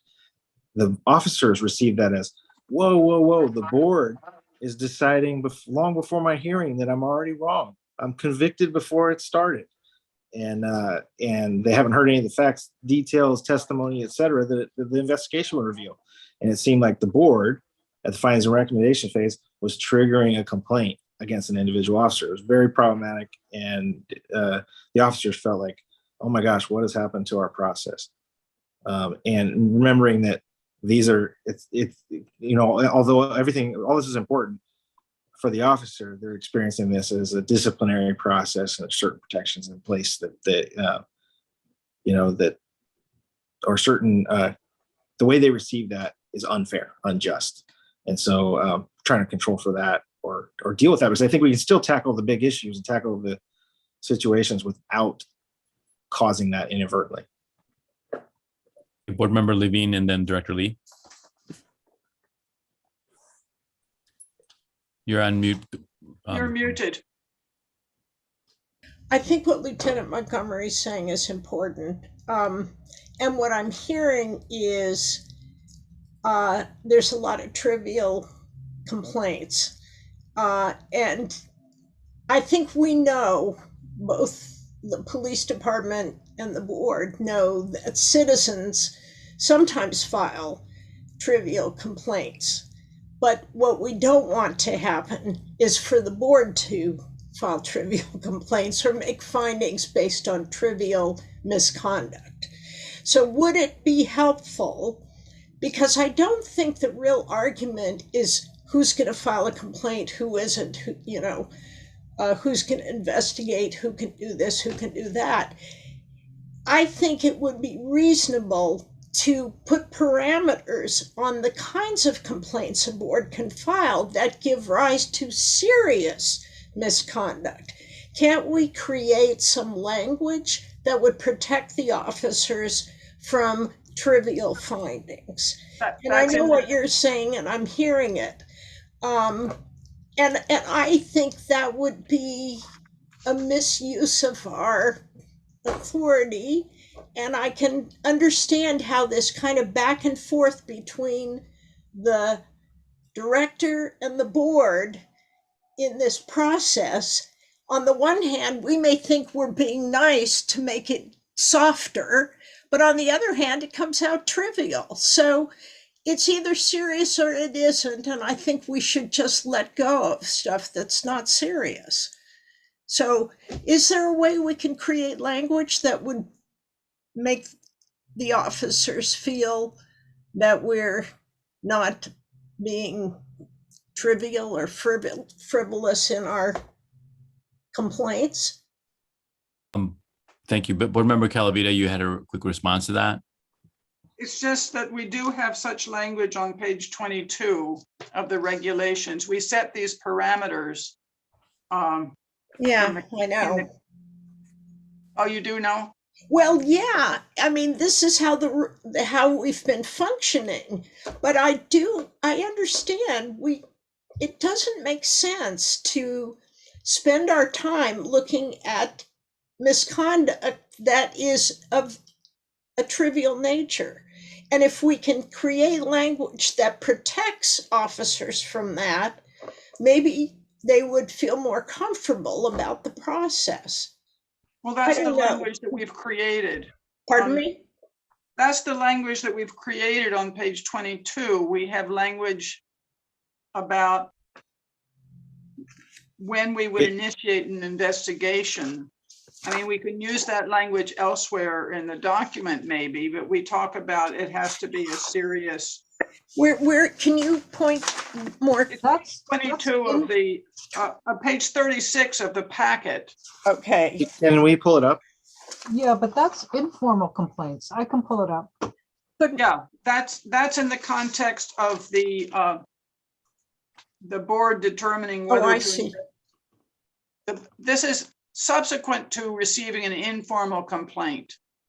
The board can decide whether to initiate an investigation based on these parameters. And these were things that we discussed together with Lieutenant Montgomery. And those parameters could possibly be also used in the context of the board.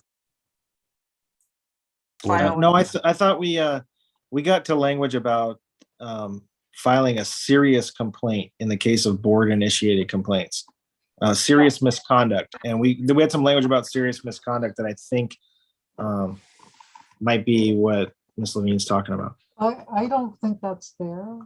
Here's Well, board initiated it's complaints. that section that is this 5C with It's right the 4 there. points. Is that what you're talking about? No. What I'm looking at, it says subsequent to an initial inquiry, the investigation, a formal complaint may be initiated by the board in cases of potential serious misconduct by a vote of 6 Yeah, board there it members. is. including but right not here. limited. Yeah, We're rules on of page procedure. including- 21, There you go. Pardon That was me? kind of the guardrail. Which page 21. Right. So these, as Board Member Calavita is noting that some of these guardrails have been placed in the language. We are talking about the broader context here, but we want to be aware that some language is there as well. And wanted. Yeah. Wait, let me just, is this language, Lieutenant Montgomery, not satisfactory to protect those concerns of the officers? it's helpful. It's a sliding scale though, because one of the things that the board did go from a vote of 5 to a vote of 6, make it a super majority, or the subcommittee drafted this as a super majority. You know, it would be more satisfying if it were a unanimous vote of the board. But I understand the issues around that. So it's like right. I'm sorry. Unanimity is pretty challenging to come by, and that would be for something that would require a real heightened level of review standard. So I think that would be what the officer would look for. Is they would say, you know what, they only do this in the most serious cases when they're unanimous about it. And so, yeah, obviously that would be more satisfying to that concern than a supermajority, but a supermajority is more, obviously a little bit more satisfying than a simple majority. Yeah, a supermajority is meant to indicate that there's, we take a high regard with regard to that serious misconduct language. Yeah, but this is just my opportunity to make the pitch. I know how the subcommittee feels about it. It's my opportunity to pitch it to the whole commission, the whole board. Pitch it out there, unanimous. Chair, Yeah. So I just wanted to respond to Lieutenant Montgomery's earlier comment about the case in which he said that the staff brought findings and recommendations, and it was actually, we brought a case for administrative closure. okay, yeah. So it wasn't, so we hadn't even finished investigating. We had barely begun the investigation. But I Yeah, and I think understand the it new doesn't take away from the way that it felt. I Yeah. get that. Yeah, But I thank you. just wanted to correct the record about the I didn't mean to mischaracterize that. Okay, thank you. It's important just for the folks to know too, so they don't have the impression that we're just doing things out of process. Thank you. And board member Leftwich has her hand up as well. Yeah, so also responding to Lieutenant Montgomery's comments, the department seems to have a disagreement with the structure of the charter.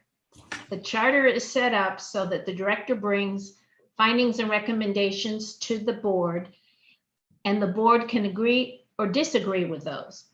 So even if the director determines that there's no reason to pursue the complaint and it doesn't have merit, the board is given authority under the charter to disagree with that and to request a hearing. So even though that may feel unfair to the officer, that's the way the law was structured.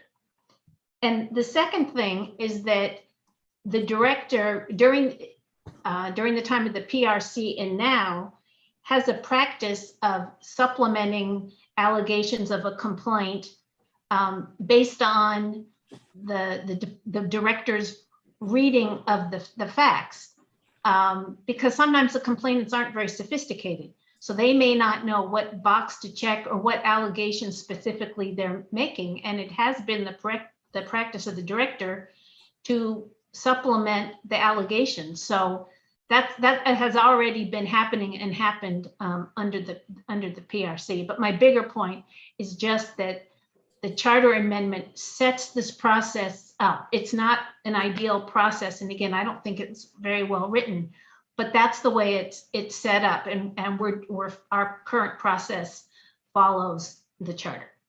Yeah, I think we, I know what you're saying. And I think a lot of the work we did improved upon it without running afoul of the charter in the subcommittee. So I think we're in a better place for those discussions. But yeah, you're right. This new process, especially the fact that it's closed session, that the findings and recommendations are delivered, and that the officer may not be present, may not have a representative there, are problematic for the officer feeling a sense of due process. And that's sort of a new and opaque process that's concerning for a bunch of reasons I brought up. But I think we did refine into a better place about that process that we'll probably be looking at a little bit later. Right. Okay. No, I think so too. Thank you. So time check is 9:55 and Board Member Owens has her hand raised. So I kind of want to circle back to the questions that the director sent in to the city attorney, because the very first question is, does the board have a role in directing or performing investigation? And we're clearly saying that we don't as we have this discussion. So I'm not sure if this is a question that needs to go to the city attorney, because if we are directing or performing the investigation, now we're blurring that line between the board and the staff. And I think that I personally believe that the charter makes it very clear what our role is versus what the staff's role is. And the charter says that the staff does the investigation. So I'm asking if the rest of the board members feel comfortable about removing that question to the city attorney, because now we're taking on the investigative process. If you know, that's what we're asking in this question is, can we take on the investigative process, which I don't think is appropriate. And then getting back to the other thing that we're talking about with Lieutenant Montgomery, I think that we can come to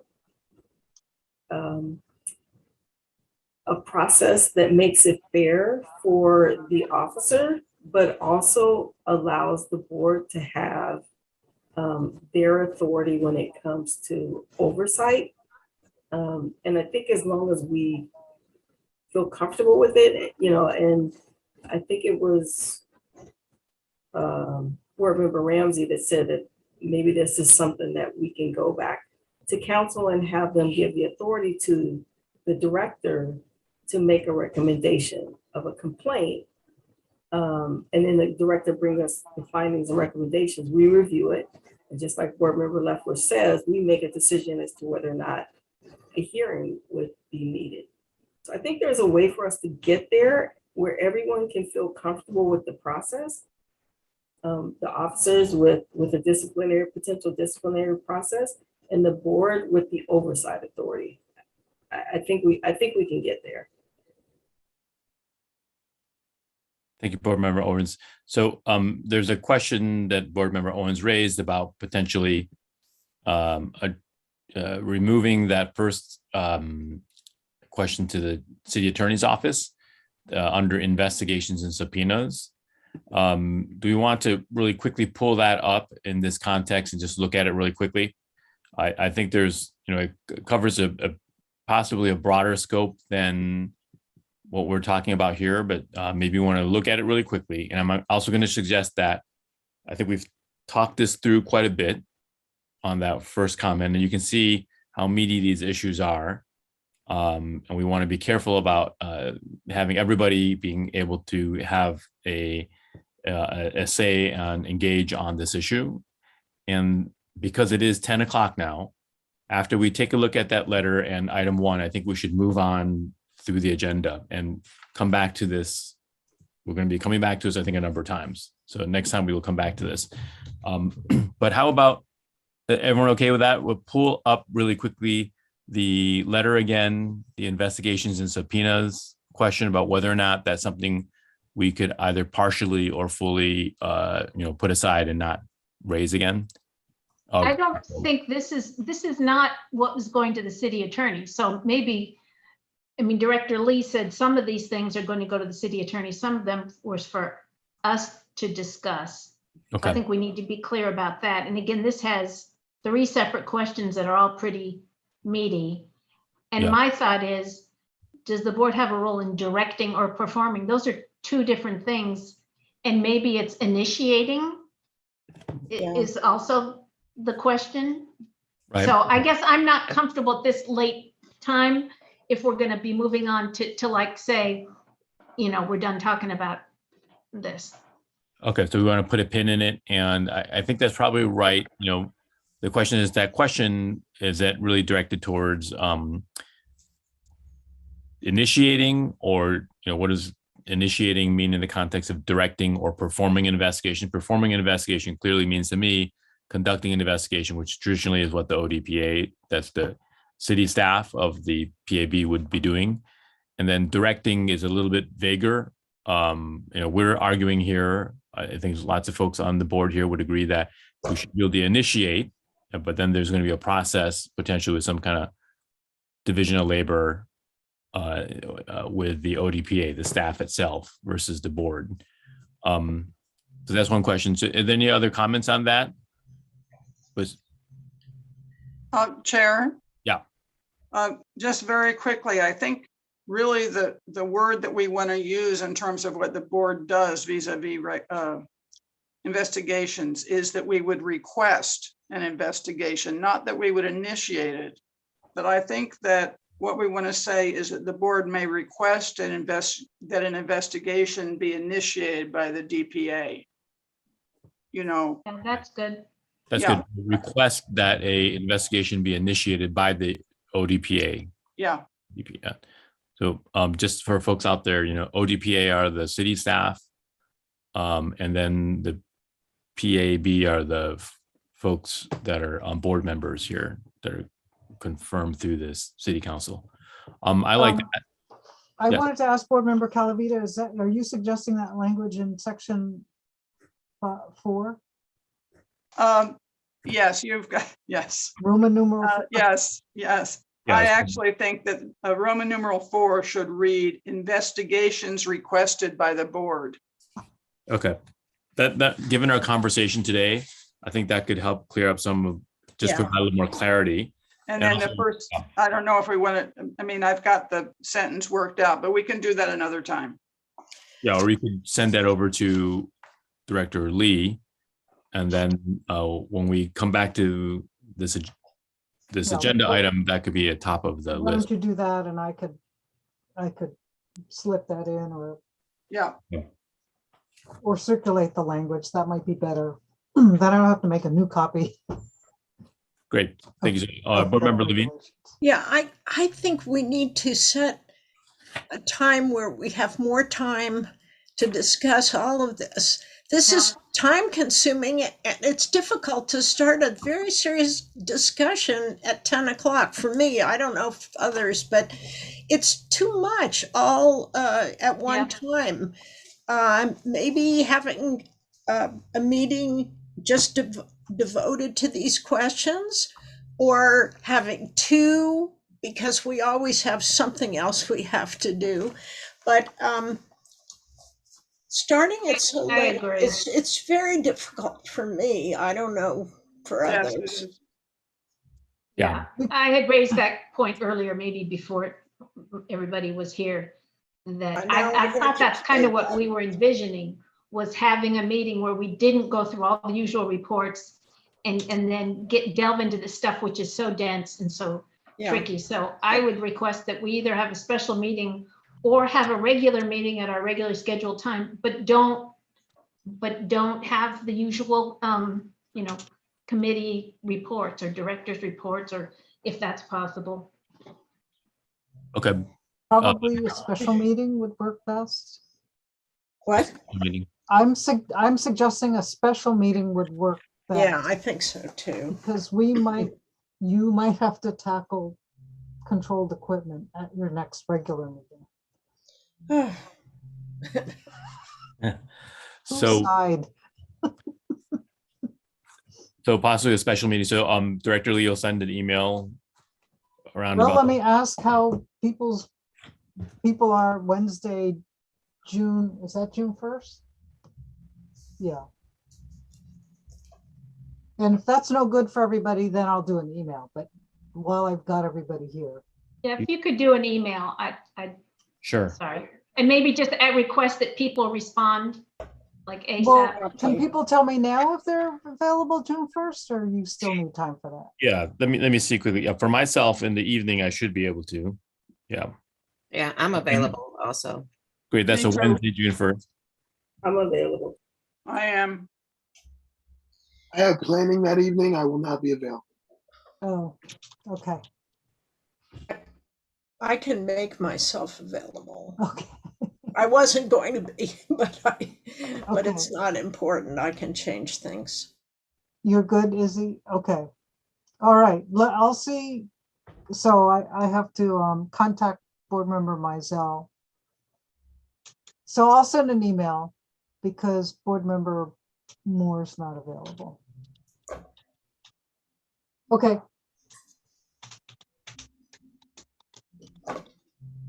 All right, so we're going to establish another time. We're going to move on to the next agenda item, Right.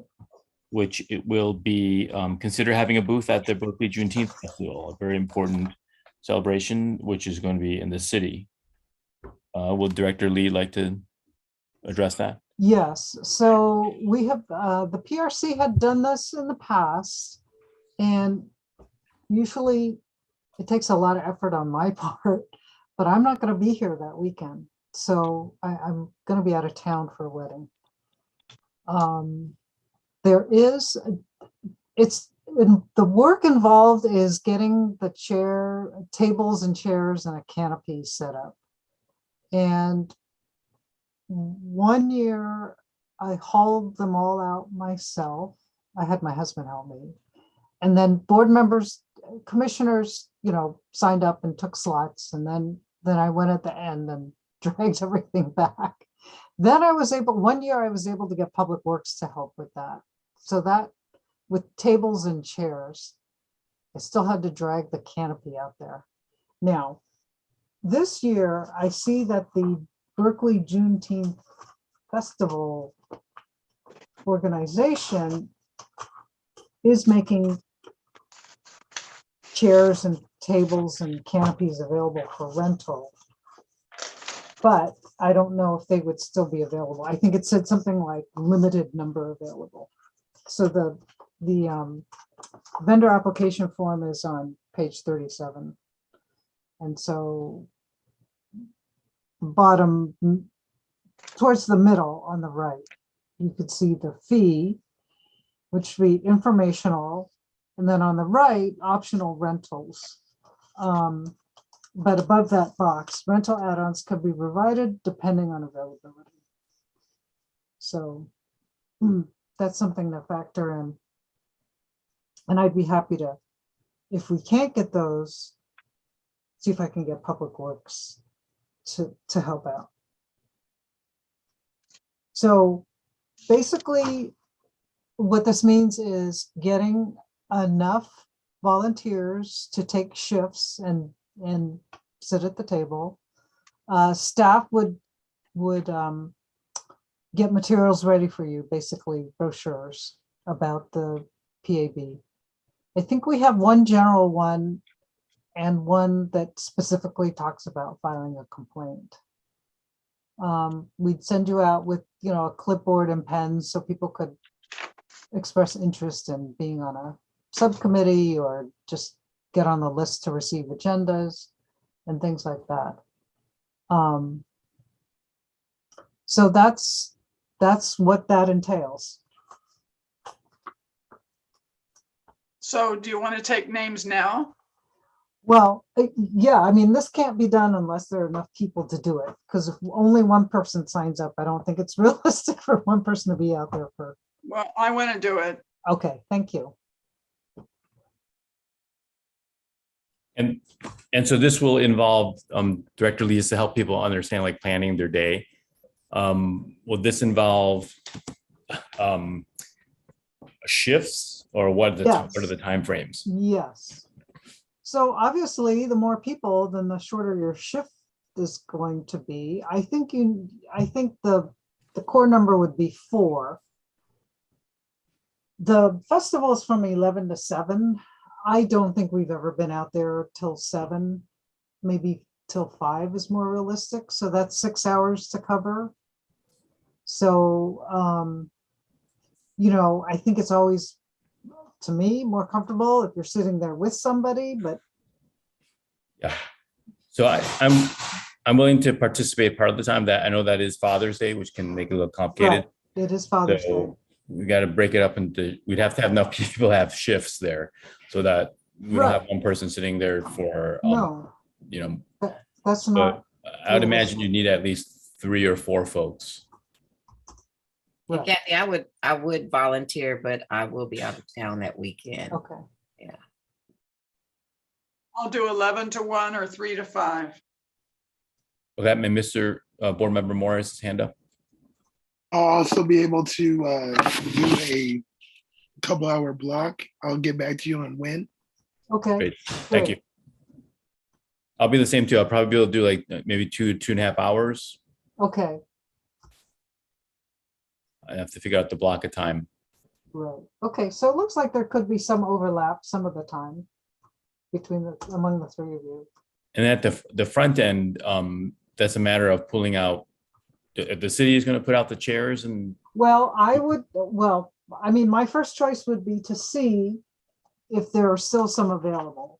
I mean, I have the budget to have a canopy and a table and 2 chairs. Actually, that's a lot for a canopy. I rented one for like $35, and that's not that hard to set up. The thing about the table is the PRC owns one of those 6-foot conference tables, and it's heavy as heck. So, okay. So the first thing I would do, if there are enough, it sounds like 3 of you would be enough. So the first thing I would do would be to contact the Juneteenth festival people and see if they still have table and chairs. And if not, I would contact Public Works and see if they're able to help that day. Because it really is a huge effort to ask somebody to haul, Yes. to do the hauling out there. I think that's above and beyond. So, okay. That's a great opportunity for everybody Right. to be able to interact with the public, and that's part of that outreach stuff. So yeah, I if did others, it one year. It was very interesting. It was really fun and interesting. Yeah. great. Yeah, I'm sure engaging with members of the public is Mhm. people have a lot of questions for us, and so if others are able to have a little, Right. even like an hour could make a difference, like, or 30 minutes, because then someone who's there already could then take a break and go get something to eat. Yeah, even an hour is helpful. So anybody who is able to clear their schedule, let me know. Okay, so I will get back to you and then about coordinating everything. Okay. Great. Okay, great. And we are now at public comment. Pull up the timer here. I'm going to share screen. Screen is okay. Okay, whoops. And who do we have? We have Kit Saganor, and we should really thank her for participating as a public member of the Regulations Subcommittee. Absolutely. Yes, spent many hours with us. Thank you, Ms. Saganor. Are you able to speak now? I am, thank you.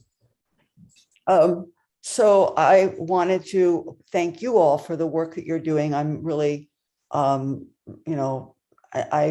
certainly know that the regulations process is a difficult one to go through. I'm very happy to hear you all working together, and I want to also appreciate the lieutenant for his work, the captain for his work on this. And then I also wanted to volunteer as a support for the Juneteenth table. I mean, obviously I can't represent the PAB, but I could fetch sandwiches or something like that. So if you can use a little extra support at that, I'd be happy to do that. So thank you. Thank you. I'll be in touch. Okay. Rivka Palatnik. Ms. Plotnick, are you ready to speak? Can you hear me? Yes. Yes. Okay, I have a new laptop. I'm still figuring out how to use it. So I'm speaking as a public member of the Director Search Committee. And I just want to back up and support Deborah Levine's request in that the subcommittee really isn't getting enough communication from the Buyers Group or LaTanya Bello. We're not finding out the kind of things that we should know. We're not really being kept in the loop. So that's part of why why Deborah was asking maybe for the PAB to help get us some attention, because they're not really involving us to the extent we'd like to be involved. So we're not being kept informed or given adequate info about the process and what's happening. We have to work hard to try to get the info. We don't get clear answers. So I'm not sure what the way to go is with that, but just to know that it's not really that they're designating, that those folks are designating the subcommittee as who they're going to deal with. They're not dealing with us enough to have us know what's happening in a timely manner, and to know, like who's going to choose the people on the interview panels, how many interview panels are there. We don't have clear information.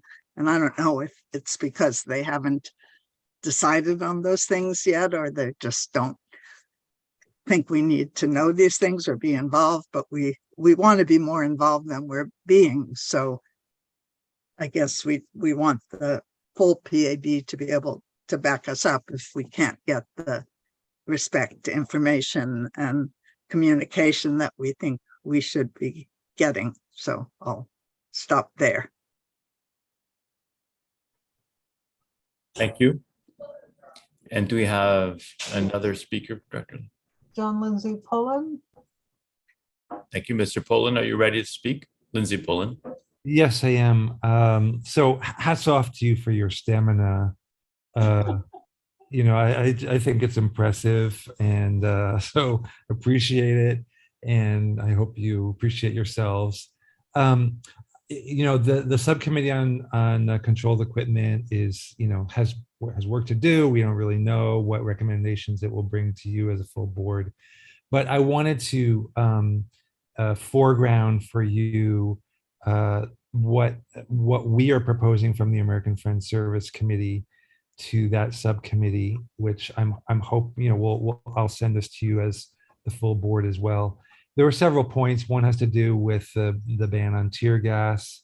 Another has to do with the use other agencies that come into Berkeley and adopting a policy that by which Berkeley's own policies on equipment would prevail.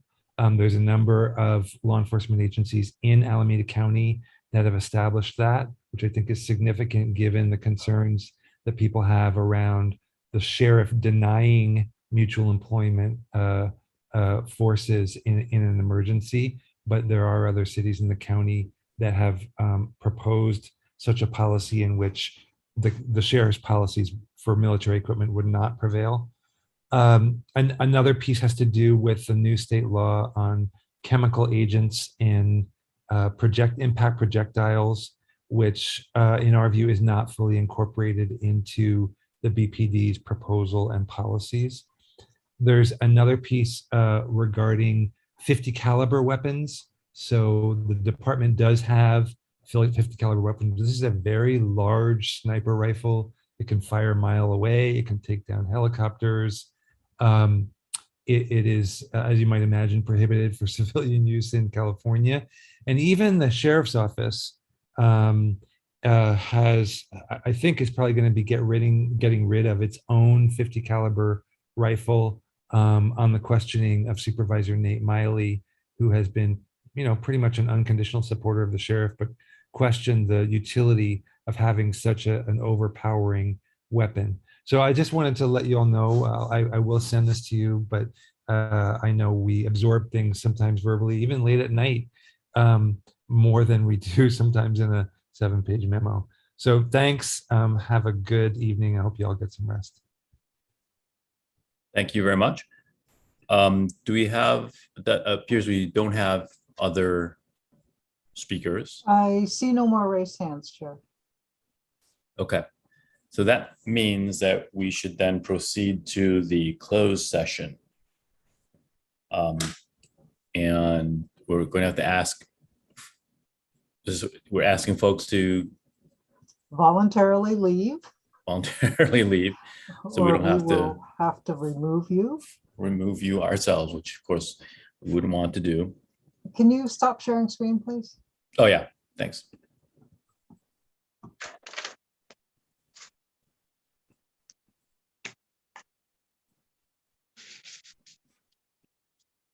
I see somebody named B. I see Kelly Hammergren, and I see Scott Castle still on.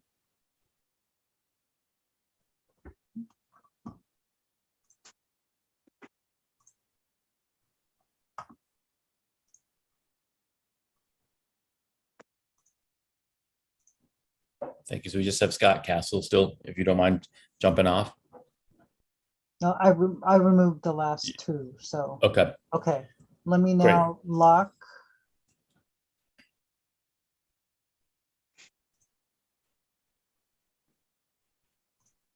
And